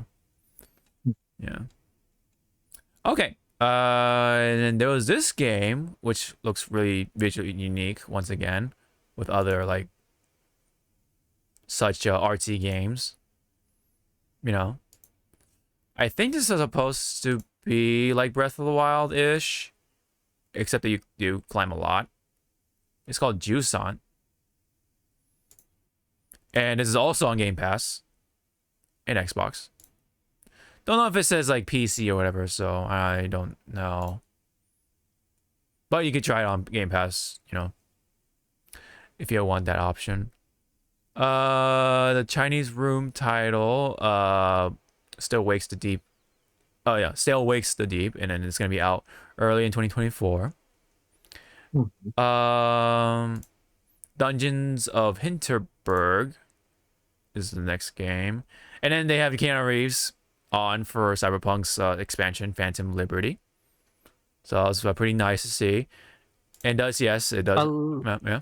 What? Yeah, I was gonna say a lot of people when I saw this in the comments were saying that they should have tied in the anime for the DLC. They kind of do with one quest, but that's about it. Yeah, like you can get the jacket. But they full on say that it should have been the girl. I guess the face of the anime as the bridge to the game and the anime. Oh, I think they like, might be talking about Lucy because stuff happens. So yeah, Lucy.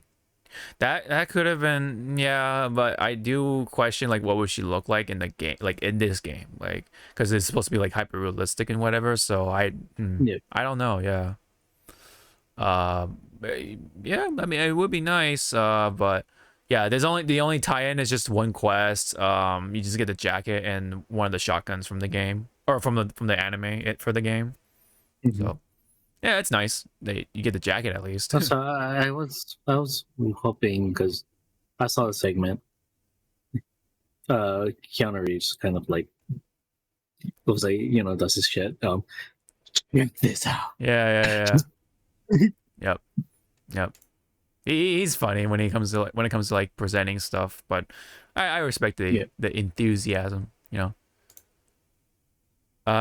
So yeah, it's looking pretty promising. It does have Idris Elba just as a reminder, you know, pretty cool.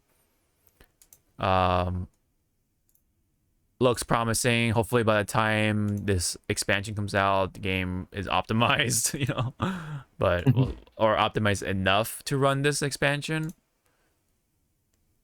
Yeah, I'm not sure if I'll get it myself right away because there's already 2 games I have under my belt, which is Mortal Kombat 1 and Starfield. So I'll put this on the back burner for now, and then if I do really feel like it, I'll buy it, or because you do have to buy it, unfortunately. Yep. Yeah, I think it's $40. I think for the expansion. Next we have City Skyline 2. There's another Atlas game coming. I believe it's brand new. It's called Metaphor Fantasio or Fantasio, excuse me. Or Fantasio, sorry. The titling is kind of confusing. But just call it Metaphor. Yeah. Looks neat. I mean, it's got that Atlas touch to it, you know, with these like character designs. Yeah, it's kind of like how we were talking about last week about how can you differentiate which anime artists you're looking at, like Toriyama. And oh yeah. So like for this game, you can actually just pinpoint again, as you pointed out. This is an Atlas game. Yeah. Like you don't need to like look close to it. You just show like a picture like that, and you're like, oh, it's Atlas. Yeah. Yeah, it's Atlas. Yeah. Yeah, it pretty much. What's funny that screenshot, This one looks like fuck. It was a mobile game, but it was like a rhythm mobile game, and that's how the your song list was, and you just scrolled and okay. Kind of just loosely reminds me of Cowboy Bebop for some reason. Loosely, I don't know. For some reason, I kind of get reminded of Cowboy Bebop for some reason. But yeah, that almost looks like Catherine. Oh yeah, I mean yeah, same people, you know, or same. Yeah, same people, but Yeah. it just They like, just yeah, it different. just yeah. I get what you're saying. I like the city and the colors and stuff like that. Pretty unique, or at least unique enough. And not to be an ass. It's like, look at this vast city we have. Yeah, you're only gonna see like 25% of it. I know, Or right? Like less you're than only that. you're probably gonna only go to this big building on the left right here, and then that's about it. Yeah. Yeah, yeah. Yeah, at least the environments look unique enough for some of them. Like you got the really blue one, you got this yellowish greenish one. You know, colors are definitely prominent in this game. This one called Towerborn. This one, oh, this one's kind of interesting. Clockwork Revolution. It's the sort of steampunk, kind of Bioshock-esque first-person shooter. So that over itself is looking pretty interesting. I believe it is on Game Pass, so that is also something to Steam Game Pass is on Steam, so it's definitely gonna be on PC. So I might actually dive into it with Game Pass. And we have Phil Spencer, of course. The Xbox Series X 1 terabyte version, I guess. Carbon Black. And then yeah, that's pretty much it. That's it for the Xbox Showcase.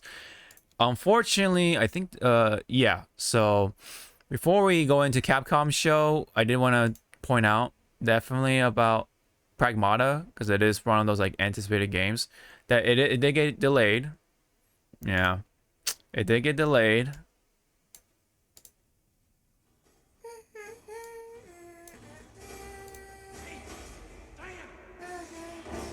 Jesus Christ, whoever's shooting at you have stormtrooper aim. Yeah.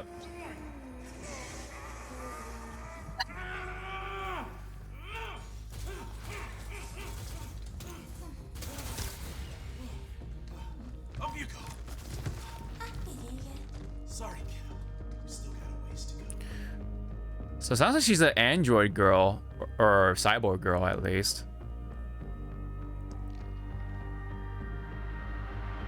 Yeah, very clever. Yeah, it was delayed before, so.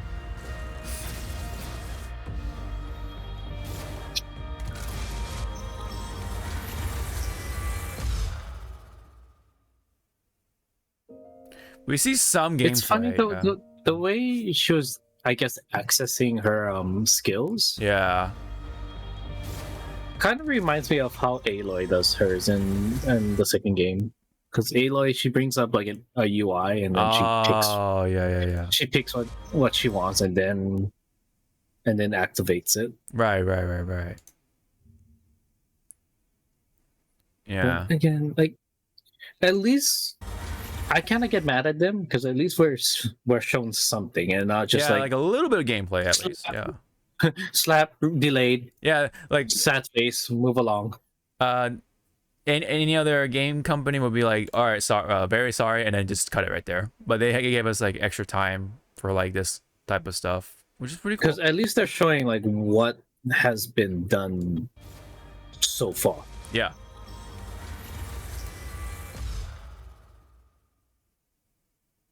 So and at the end, you know, they like gave a statement of like, I don't want to say typical, but you know, just a small update of, you know, why the delay is happening. To which it reads, everyone, listen, this is to our expectant fans. Yeah, I'm fucking saying that word correct. Yeah. It is with a heavy heart that we must further postpone the release of Pragmata. Our team is currently hard at work making the best game that we possibly can, but we need more time. Right there. They could have just had that sentence and call it a day. Yeah. And I would have been okay. We will continue to do our best to ensure the final product is one that is worthy of your patience. Okay, never mind. Add that second line too. Thank you for your continued support, the Pragmata development team. Yeah. So at least they know there are players that are fans that are waiting for this Yeah, this damn game. anticipating this game. Yeah, dude. Yeah. Yeah. So at least they're giving us something to bite into. Just go like, There is Okay. sustenance Yeah. in this type of situation. Yeah, from Capcom. Yeah, so that and then someone pointed out that the girl looks like fucking Megan, the stupid robot from the current horror movie. from the what current horror movie? Type in Megan, the number 3 GAN. Oh, okay. They're saying that she looks like her. Oh, I seen this poster. Okay. Hold on, let me try to blow Yeah. it up. Hold on. Images. Oh yeah. Okay. I see what. Okay. I see what you're saying. Yeah, I can kind of see why. Yeah. I'm like, oh, okay. Well, at least as long as she doesn't do the fucking Megan vests, then I'm okay. Yep. It looks like she's a robot girl overall. I don't know. I like how she look because I think she's the one that activates skills and stuff. Yeah. That one screenshot where she had the 3 squares up, it's like, which skill to kill you with? Let's see. I know, right? Incineration, gun down my bullets, or acid. We'll go with acid today. Yeah, I know. Jesus. EMP? Nah, that's too boring. I know. MP. Yeah. Grenade up the ass. Okay, let's do that. Yeah. Yep. I like this little note thing. It's kind of a cute way to say, hey, the game is delayed. But yeah, I mean, yeah, if you think about it, it was delayed before, so not the first time, unfortunately. Which means it will be coming out sometime next year. Sorry, what were you saying? I mean, I hope that's what that question mark means next year. Right. You can only assume it's next year. Because it was supposed to be slated for this year. So Yeah. Like I think fall this year. Or winter, yeah. So I would say sometime next year. Probably like It comes out on the same month and on the same day as fucking Final Fantasy VII Rebirth. See everyone flipping their lids, not in the good way. I mean their tables, probably throwing down their chair, like punching their wall. I don't know. They're calling Capcom, delay it. Yeah. It's like, what do you mean delay it? It's coming out. No.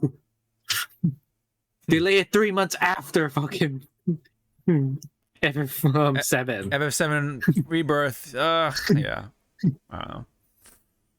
Hopefully,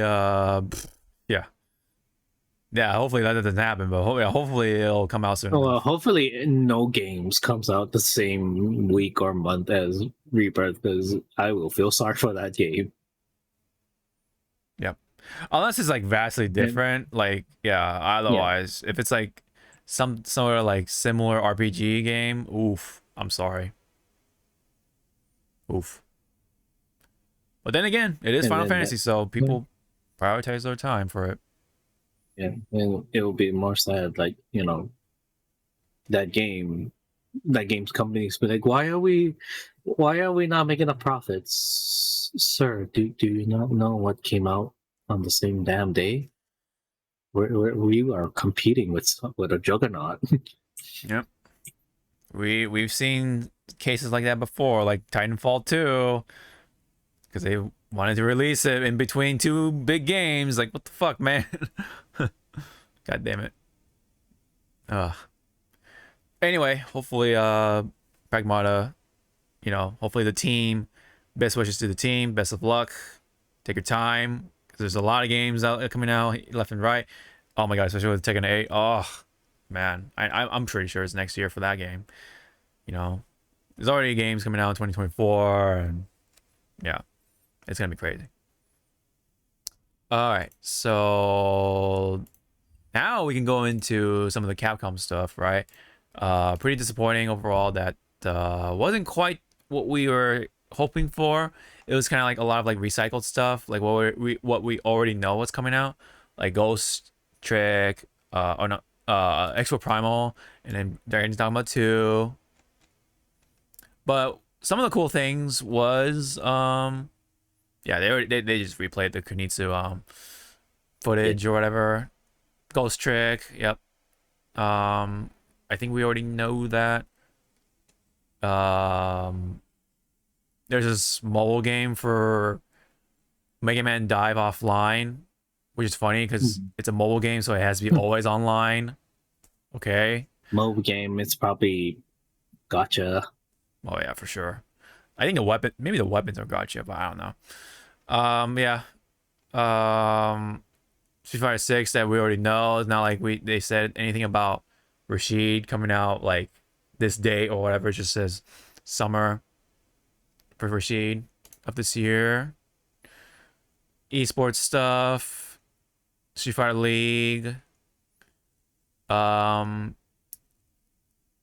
yeah, the VR mode for Resident Evil 4 is free, so that's kind of cool. And we got the Pragmata delay. Ghost Trick. But oh yeah, this is that one a lot of people were happy for. Yeah, the Ace Attorney collection stuff is what made people happy out of this whole thing. At least one of them anyway. Expo Primal, we already know that.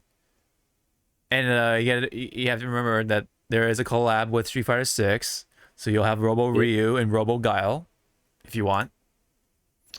No, it'd be so funny in this universe.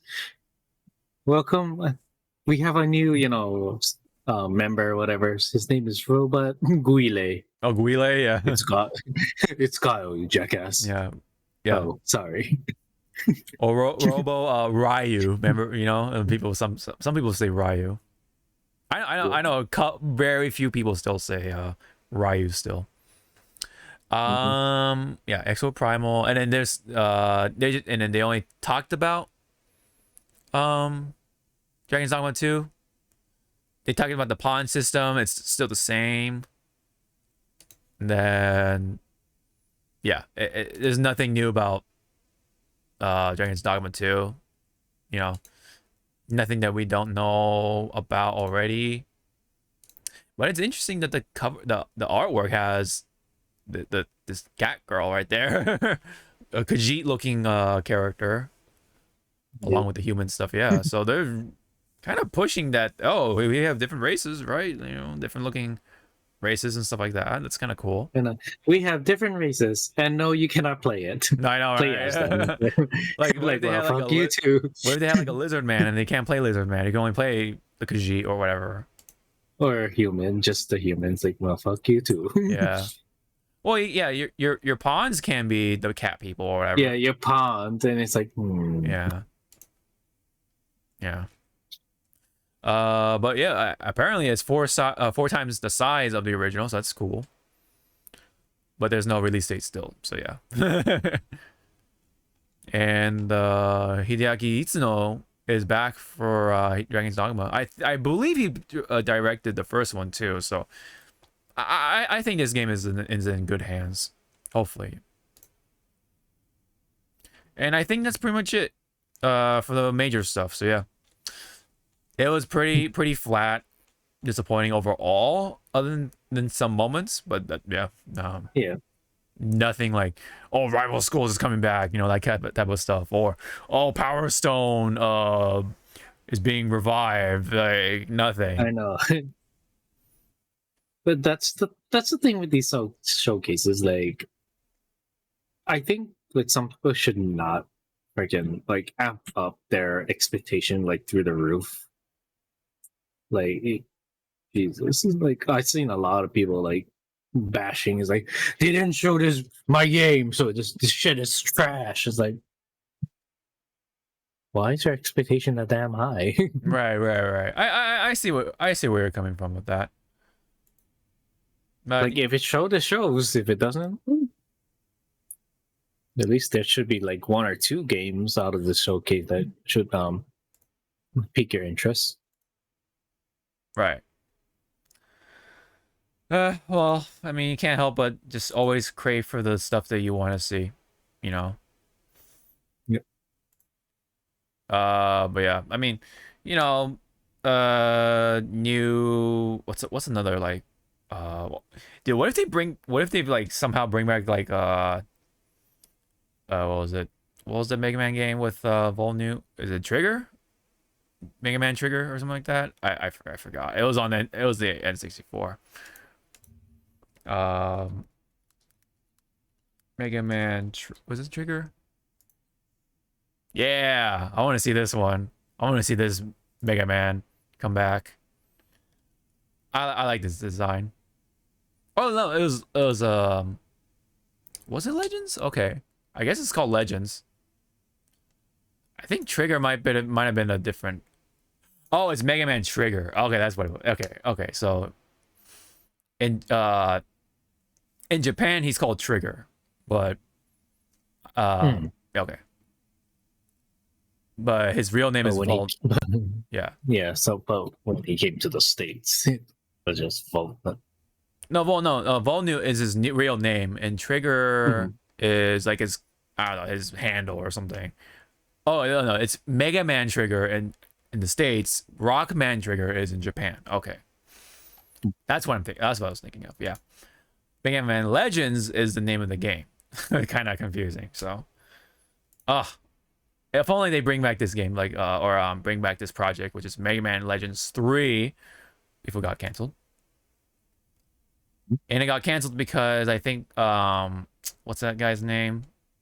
Oh, Inafune. Yeah, he there was a stuff. He done some stuff. Yeah, stuff happened. Yeah, exactly. Unfortunately, kind of like with Project PT. Unfortunately, or just PT. With Kojima and stuff, or falling out and of sorts. Okay. Anyway, try to get through the rest of the stuff quickly. Speaking of Kojima, kinda, we'll get there. Jeff Keighley, who's a fan of Kojima, right, announced the return of Summer Game Fest. We're gonna have another one again in June 2024. And remember when he talked to when he had Nick Cage on stage? I didn't mean to rhyme there, but Nick Cage on stage, he says something like, maybe or he brought up Kojima's name in the same sort of realm when Cage was on stage. Funny, right? Because there's this picture from Kojima's account. Look who it is, man himself. Nick Cage in the studio of Kojima Productions. So, what does this mean? Oh, I don't know. Time to put on the tinfoil hat. Is he going to be in the game for Death Stranding 2? Or, I don't know, maybe a brand new game, another separate game. I don't know. He's going to be in a Kojima Productions Ghost Rider. It'll be called Toast Rider. Yeah. There you go. Or Flamer, something like that. Flaming skeleton motorcyclist. No, he's gonna be it was an anime. Flamehead Cop Man or something. Flame Cop Man. I think I know what you're talking about. Yeah. Is it from Trigger? Do you remember? Okay. I think it's from Trigger or something. Yeah. Yeah. I think it's called like Psycho something. I forget what it's called. I don't know. I think I know what you're talking about though. I remember there was some flaming dude or the flaming skull guy with the police hat or something. Yeah. Yeah. I know. I think I know what you're talking about. Yeah. Nick Cage should be that guy. Oh man. That'll be like beautiful. Yeah. It's so funny, like Jeff Keighley's like, oh, are you gonna be in a Kojima game? And then there you go. I mean, Nick Cage is in his studio, so I don't know. He just brought him. What if Kojima just brought him here because he thinks he's cool and wanted to hang out with him? Or maybe, I don't know, maybe Cage is a good fan of Kojima. I don't know. Or maybe it's a collab between Nick Cage, Hideo, and Norrin Reedus. make a movie. Ooh, together. right. And have what's his face, Del Toro, like co-direct or something. Ooh, that'd be kind of cool. Yeah. Oh, did you hear about Del Toro? He's like, I want to do a few more live action stuff, but the rest of that will be, or the rest of my projects will be animated, or like something along those lines. Like, I think maybe like stop motion or something. Maybe, I don't know, but could be wrong. But no, like, he said that he wants to do a couple more live action stuff, and then he wants to like just make the rest of his career animated esque. So Yeah, because I do want to see more like animated or claymation stuff, because sorry to say that's a dying art. it is. And I Yeah. think No, the no, ones- no. No, well, you're not wrong. The ones that could actually revive it is Del Toro and Del Toro, and if he doesn't become lazy as fuck, Tim Burton are the ones that can yeah. revitalize I hope it. that Leica, the studio Leica, you know, does more stuff too.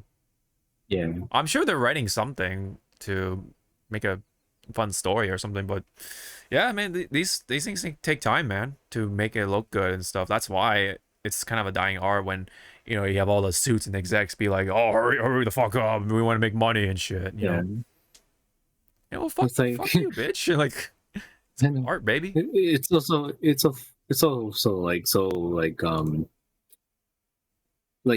people didn't realize, like, wow, like Nightmare Before Christmas, for example. Wow, this movie is awesome. It's like, yeah, did you know it took at least 5+ years? Why? Stop animation. Yeah. Every single fucking movement was Painstakingly, Yeah. yeah. Yeah.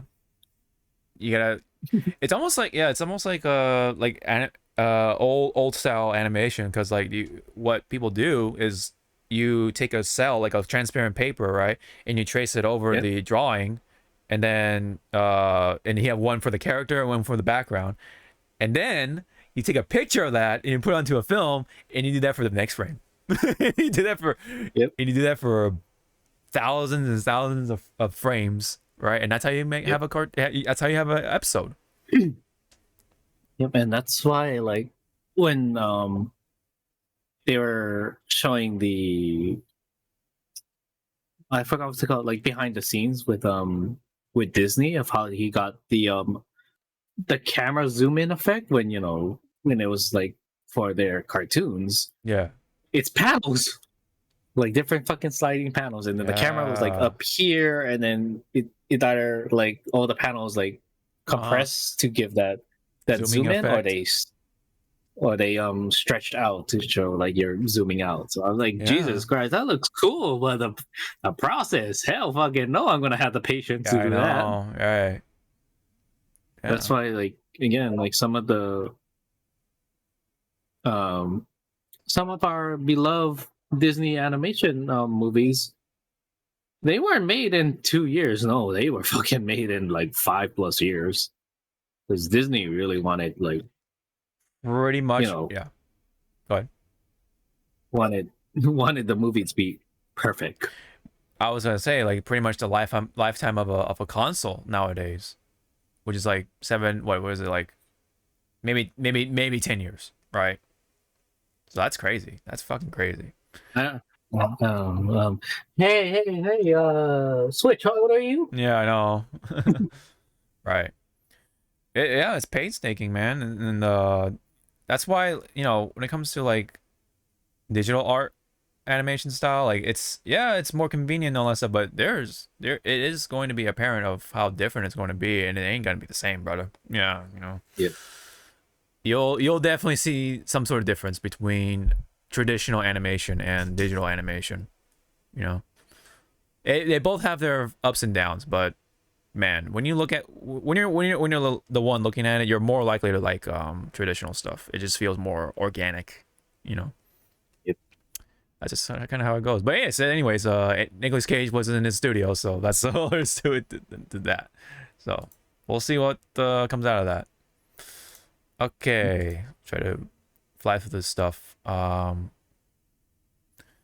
So yes, someone put out a nice reminder that 2023 has been jam-packed this year alone. Because we have Diablo 4, Spider-Man 2 coming out, Starfield coming out, Zelda Tears of the Kingdom is out, Street Fighter 6, RE4 Remake, Hogwarts Legacy, Mortal Kombat 1 coming out, Hi-Fi Rush, Star Wars Jedi Survivor, Alan Wake 2 coming, and Assassin's Creed Mirage coming. So, and plus, you have Armored Core 6, Baldur's Gate 3, Dead Space Remake, Immortals of Aven, Exo Primal, Oxenfree 2, Pikmin 4, Lords of the Fallen, Lies of P, Cyberpunk Phantom Liberty. I mean, that's a DLC, but whatever. The Payday 3, and many more. So, and of course, let's not forget Final Fantasy 16. So, holy shit, that's a lot of like fucking games this year. That good ones, man. Hard hitters. So I definitely want to see the GAs, right? The Game Awards. Yeah, so the GAs, okay. They have no fucking excuse now for the categories because last year's VJs was fucking stupid. Oh yeah, We're gonna put Sifu in, what was it? The fighting game. No, fighting game. Yeah, multiplayer fighting game. It's like, what? Yeah, I know. Yep, that was It's like you fight other computers. Yeah, but fighting game is you fight humans. Mm-hmm. Like actual humans. Real life people. No? Okay. They needed that space, man. I don't know why they gotta have like, what is it, like 5? They always gotta have like 5 or 6 games or something. Yeah, because when it comes to fighting games alone, there's Mortal Kombat 1, there's Street Fighter 6, and then just DLC for the rest of them. So yeah, can't really like, yeah, it's kind of tricky, right? So can't really make a fighting game category all the time, I would say honorable mentions, cool, but yeah. I think last year they should have just skipped the fighting game category. Yeah, and then just say like, all right, like if they didn't really have like a good amount of fighting game, not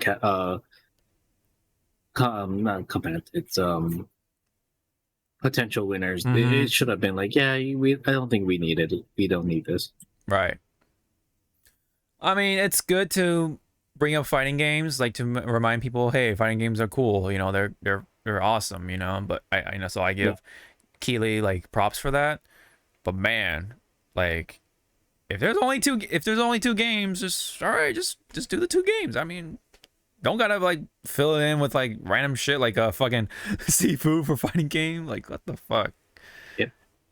Yeah. It's really funny that last year Multiverses won that category, and it's still beta. It was still beta and nobody knew it. So KOF, a full fighting game, right? KOF 15 lost to a beta, and it doesn't even exist for who knows how many months, right? So that's something. That is definitely some. All right. I definitely wanted to briefly talk about this real quick here. So Dexerto put out something about YouTube lowering the requirements to join the partner program. So as a comparison, right? Before it was 1,000 subscribers and 4,000 public watch hours in the last 12 months, or if you do shorts, right? YouTube shorts, you need to have 10 million views in the last 90 days, which is like quite a lot. But yeah. And now the new requirements is 500 subscribers, so that's half. You need to upload at least 3 times in 90 days, and then have it. So basically, yes, have an active channel of sorts, and then you only need to have 3,000 watch hours or 3 million shorts views in 90 days. So, yeah. Interesting. And it's not even like you don't I don't think it's the full like program or whatever, full partnership program, because if you do get the new requirements, right? you have, let me see. Oh, I see. Okay, so here's it right here. So you have access to promoting your own products on shopping, right? So your merch, you can promote your own merch. And then fan funding features like memberships and super chat. So you have access to those. So you can become a streamer and try to make a, you know, like a hustle out of it, you know, with you know, like Twitch, right? With Twitch partner or affiliates. And basically that's what it is. It's a YouTube affiliate program. It's pretty much what it is. So yeah, that's the access you have to those features. But if you have all the old requirements, so like you have 1,000, so if you basically, if you get 500 more subscribers and you get 1,000 more watch public hours for the past year, then you can have access to the revenue sharing from ads and YouTube Premium. So that's like the old school shit. That's the old school partner YouTube partner program, which I have, right? So, but I mean, it's something, right? Like you have in between now, instead of this like big fucking gap from 0 to 100, right? Now you have 0 to 50 and then 100, and then 100. You know what I mean? So, any comment on this right here for YouTube? At least.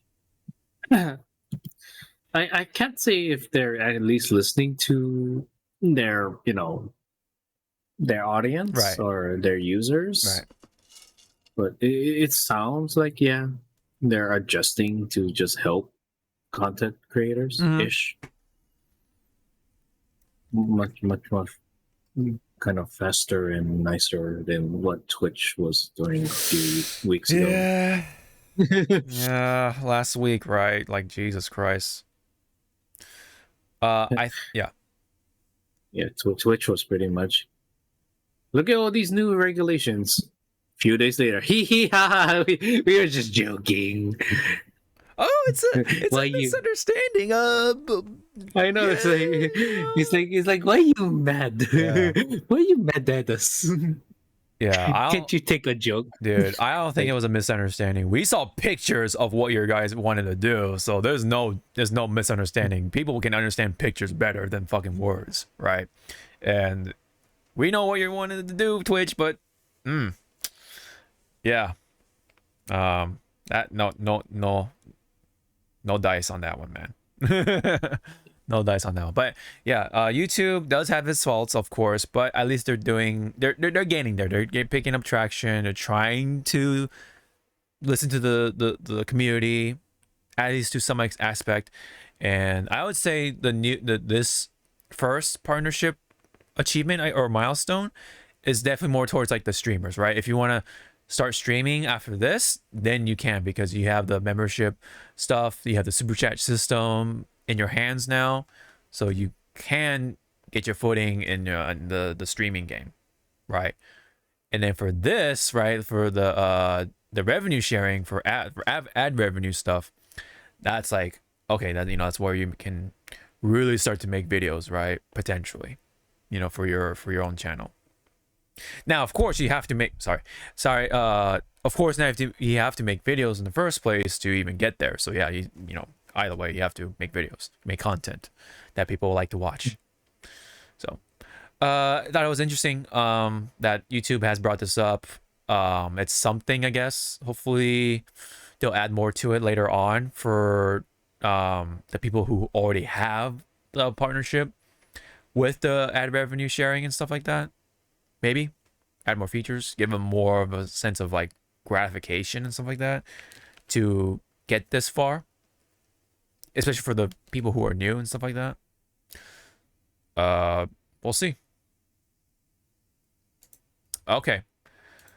Let's see. Trying to like kind of skim through. Yeah. What was this one? I mean, we could try to do lightning round. Yeah.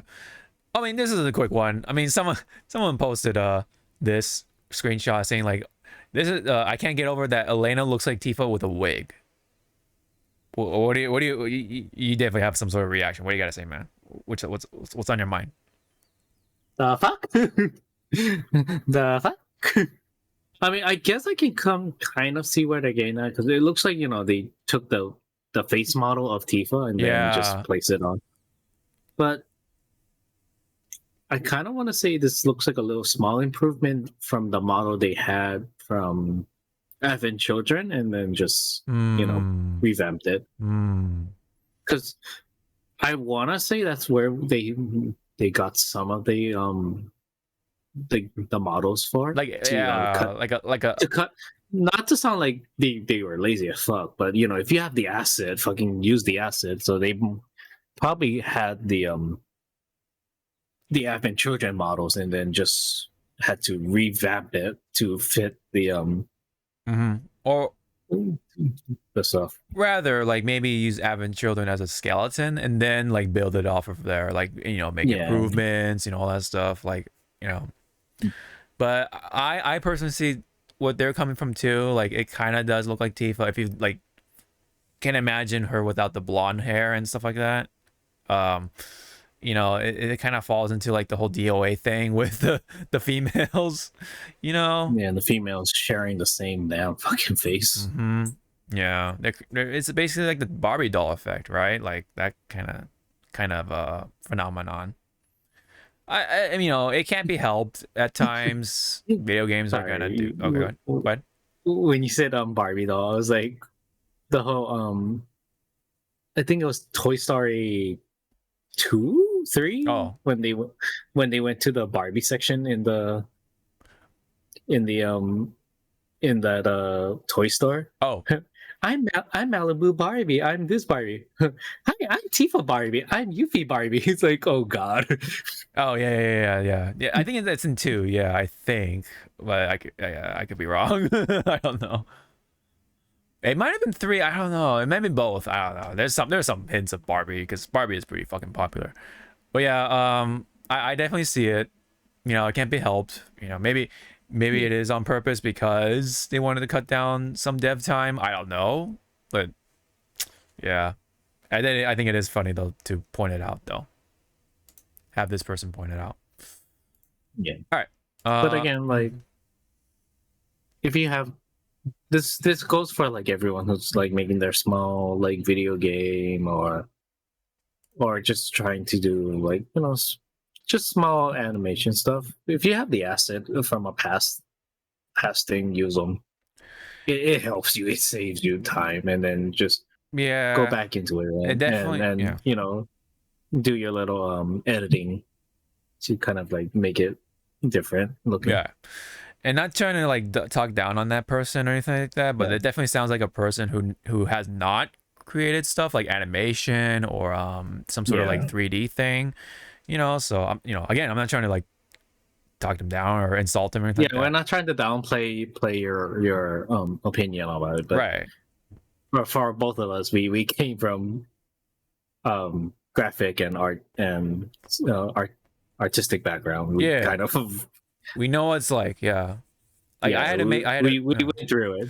We went through it. We went through the process to some degree or some point, because I had to make animations for engineering stuff, and my god, I do not like it, but there are times like, where there are times like you wish there was already something pre-made model, because making a model straight from scratch, you are pulling hairs and making them look good, right? Right. Fucking trying to make your own human. Yeah. You fuck up once, which is a lot of times I forgot there was a function in this model program that you're supposed to turn on, and it mirrors whatever you're making to the other side. No, I had that thing off, so it was like, it's like, wow, I made this side so beautiful. Look on this side, ooh. It's like, what happened to you? It's like, he got hit with a frying pan. Yeah. Yeah. All right. I mean, and that's again the same thing with artists. Yeah. How they keep flipping side to side to make sure they're even, You know. equal, yeah. Even and correct. Right. Same, and you know, you could say the same thing happens in anime and cartoons too. Like some girls, or especially, have similar eye shapes and like just different hairstyles. You know what I mean? Like, what do you call? What was it? Stuff like K-On!, right? Like K-On!, or like those, Yeah, like, K-On!, and like what was that studio? It's like Kyoto's Kyoto Annie, Kyoto Animation.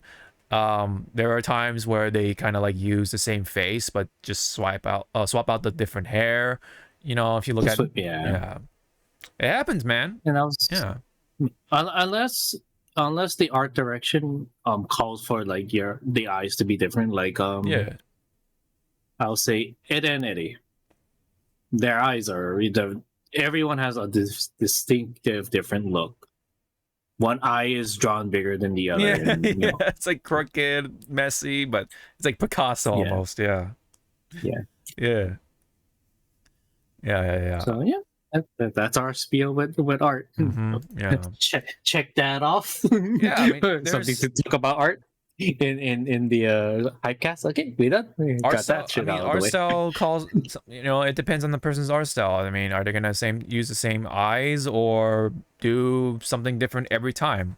You know, I don't. It depends, right? Like if if it looks good for the most part, or it looks reasonably good. I mean, it's very subjective, obviously, but if it looks good, then it looks good, right? It happens. It happens in that type of field. Work smarter and not harder at times. That there's a lot of that playing into the industry. That's a part of like why people do it too. It's stressful, man. Like people, especially with like execs being like, "Oh, hurry the fuck up," Yeah, execs breathing down your freaking neck, and it's like, sir, it's not a freaking the end. You want it to be like that? no, Okay, it's gonna look like this then. You want clones? Yeah, it's All right. gonna look like shit. Yeah, it's gonna look like not appealing as much. Yeah. But you can't say now with AI art taking rise. God damn it. Yeah. Wow, this thing looks so pretty. No, it does not. It does. You want to look at another AI artist, quote unquote, and tell me these two don't look similar with each other? Like, come on, man. You can't. You can't say they don't. They look different or whatever, or at least, yeah. You gotta see the similarities, man. Come on, because they're using the same fucking program. Of course, they're gonna look very similar with each other. Okay, unless you program your own AI, or okay, you're an AI programmer, great. But artist, I don't know about that. All right, anyway, there was this trailer, this game that I glossed over. I don't know if you heard of this. It's called Palworld. This was during, I think, Summer Game Fest, and I don't know how I glossed over this, but this is supposed to be a Pokemon game, but with guns. It's the Pokemon killer. Literally, but let's take a look at it. Okay, I'm sorry. I didn't even bring the gun part in.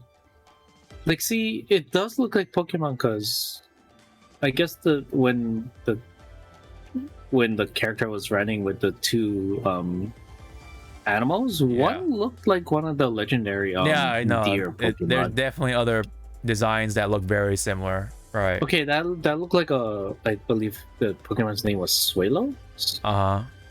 You can fuse, you can fuse them together. So it's like Digimon kind of. That's awfully a Wailord. No, it's like Wailord with like no, it's like Wailord with like legendary Pokemon stuff on it. Like if you were to fuse Arceus, exactly. Arceus. It's a Oasius. There you go. Or Wakius. Yeah, I was gonna say Wakius. Wakius. There you go. In our Lord, 2023, in the year of our Lord 2023, Wakius, we have come to shoot you. And look at this. That's just fucking that's fucking I was Totoro. about to say, that's Totoro with the Gatling gun. Look at this. It looks so weird. And then my gun is bigger. Yeah. Oh wow, someone. Wait, was this on purpose, or was it like the video was bad or something? Let me see. Oh, okay, so it's on purpose. It's a fact. And then, oh look. Oh no, it's some activism message, whatever. Oh look, it's cruel labor. Oh no. I can't tell if those things are Eevees or the squirrel Pokemon. Yeah, I know. It's like Leafeon plus some sort of squirrel Pokemon. That's what it kind of reminds me of. Oh no, they're mass manufacturing the guns, and oh no, terrible conditions. One fainted. And then you have Pokemon eating other Pokemon. Straight up. Okay, bye Piplup. I know. I know. Oh my god, he got blown up. This little Pokemon got blown up. Like, boosh. Oh my god. I was over there. I wonder what's over here. Ah! I know, right? And then look at the he's using the chicken Pokemon as a egg launcher.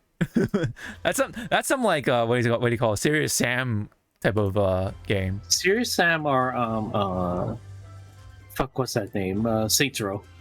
Yeah, like some silly shit. Yeah. You got some flying Pokemon. So there Totoro. was a Skarner and I want to say a Crobat, Like- Lucario.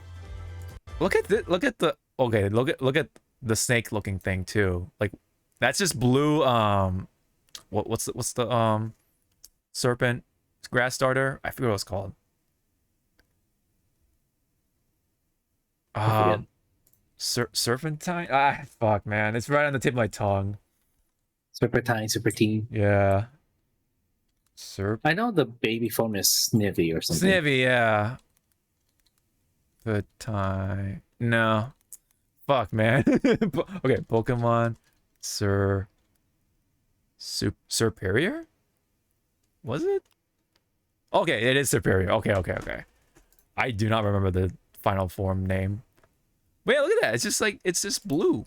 It's the blue version of this plus like some extra shit on it, right? And then that's like super Egyptian Lucario. Look at that. And then what does that one look like? It's like one of the Musketeers or whatever. Yeah, one of the legendary goats or whatever. They were called. Yeah.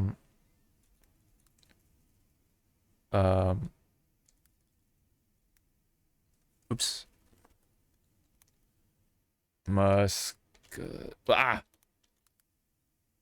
Dear. Fuck. Yeah. There you go. These fucks right here. Yeah. Look at the blue one. Look at the blue one. Its horns got shaved off. Yeah, I know. Oh, that's like Reshiram and Zoroark, right? Yep. Oh my. Fused. Yeah, I don't know if Nintendo's gonna let this fly. Again, unapologetic. Like, Yeah, look at that Piplup. There's a Piplup right there. There's like this is emphasis, not emphasis, but this is like so much, like the meme. Can I copy your homework? Okay. It's like, yeah, just copy it, but not the full thing. Okay, we'll copy it halfway so we don't. So the teacher doesn't like know that we were copying. I was copying off of you. Yeah, it's just guns. Yeah, it's just Pokemon with guns. Oh, here's Totoro, and then like the protagonist kind of looks like Aloy, kind of a little bit.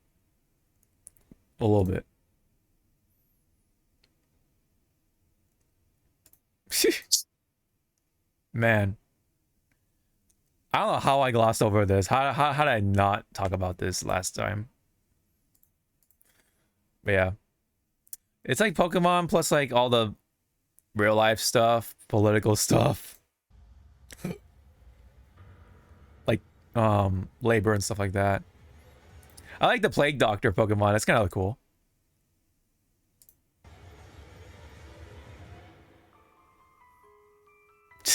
God damn it, man. I swear, should I go back when they were in the Pokemon? The two Pokemon in the back with the thunder stuff, they look like the fuck, what are they called? The Wait, where? keep going. So Oh, like keep play going. Okay. and Oh, right stop here. right Yeah. there. They look like those two electric Pokemons. From You know, Sword and one Shield. play, Was this from Sword? yeah, and Shield? one plays with their chest, The and then the other guitar. one. Yeah, no, I know what you're talking Yeah. about. Yeah.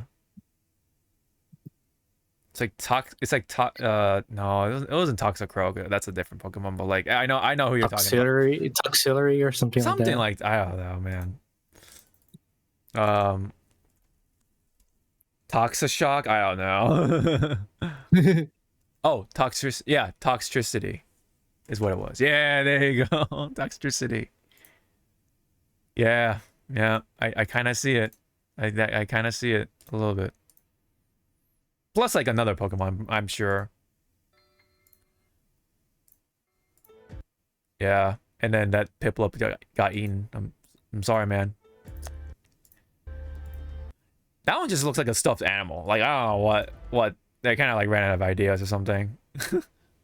Oh no, it's like a Quagsire and like a plushie or something. I don't know, some sort of like generic dinosaur plushie. Because of dot eyes.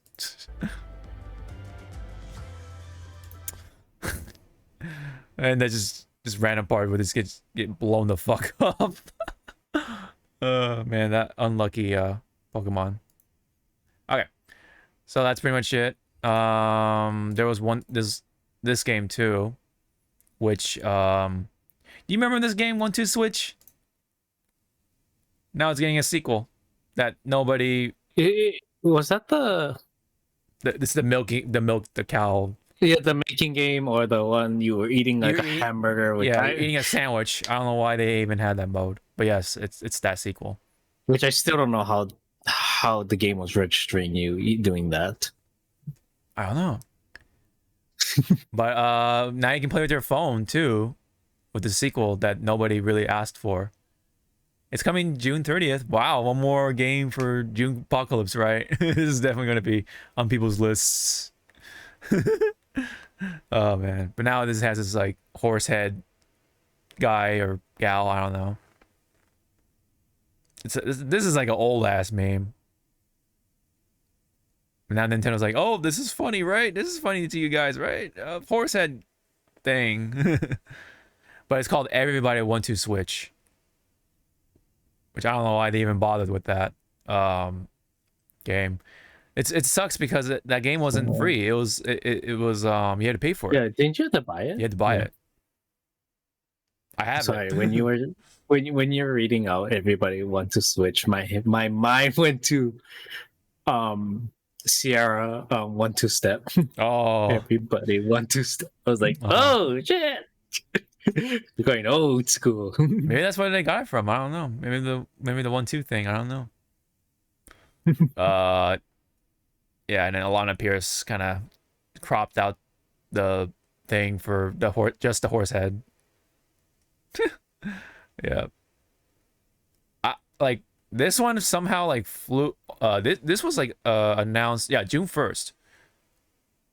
Nobody talked about it. Like no like direct or nothing for Nintendo. But hey, I'm just gonna announce a sequel for this meme ass game, I guess. So, all right, I think that's all we got. Yeah, it's just a bunch of trailers that the Final Fantasy trailer. I don't think there's really anything new from that one. And then one more thing before we wrap it up. I wanted to bring up this one because it's basically Japanese Transformers with Tessho Genda. He's like an old school seiyuu, and he voices many characters, including like Dragon Ball and stuff like that. But he is known to voice Optimus Prime in the Japanese dub, and the way he does all the like the painful cries or what do you want to call it. I'll just play it here. Hold on. And it's like intrigue, entice me. Hold on. Let me put it up louder. Hold on. It's like pretty quiet, I guess. Hold on.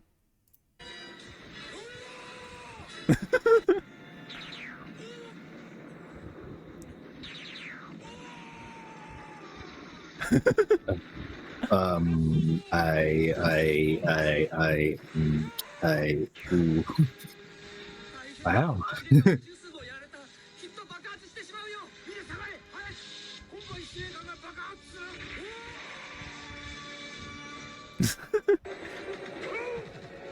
Even the movies.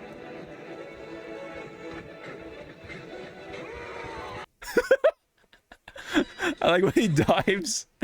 He like jumps off the thing. Like, yeah. Oh man, it's locking up. Hold on. Video is too powerful because of I know. getting the sun. He's just shooting his gun. Yeah. Gun attack. I'm shooting my gun. It's like what you call? I'm a Pokemon. I have to say out my attack. Oh yeah. He just randomly blows up out of context.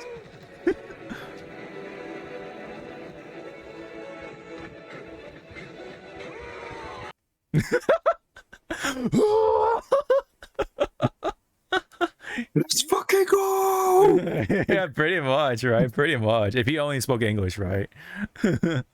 Gotta love it. I like getting this on. He also voices a lot of or a number of villains in the Fist of North Star anime. Oh, it's great, especially when he's Optimus Prime, aka Convoy, in the Japanese side of things. And yeah, even Japanese fans point this out too. Like I think they really like his exaggerated performance. But yeah, it's like he's in the recording studio. Please don't be extra. Please don't be extra today. I know. And once he does it, it's like you just kind of let it rock. Like, all right, whatever. Can you imagine? What's the English one? Oh, Peter Cullen. He's like that somehow.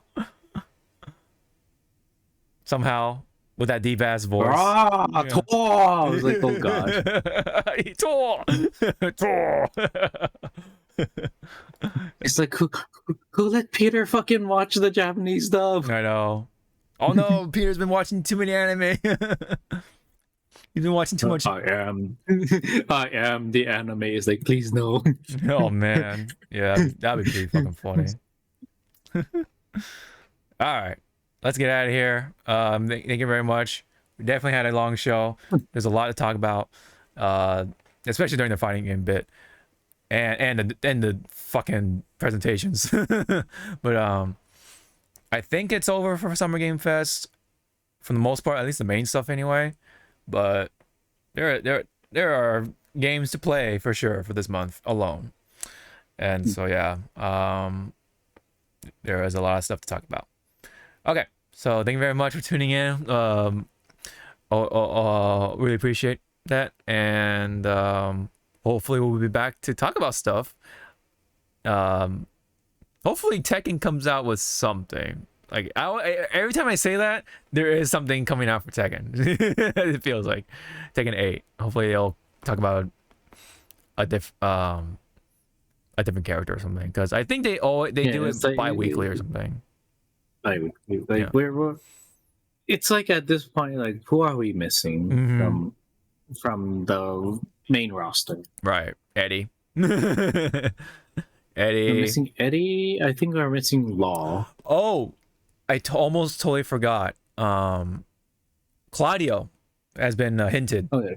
Claudio was hinted. Yeah, hinted. Yeah, because they had the trailer for the network trailer, and then right at the end they showed off Claudio like briefly. So I think we'll see Claudio next.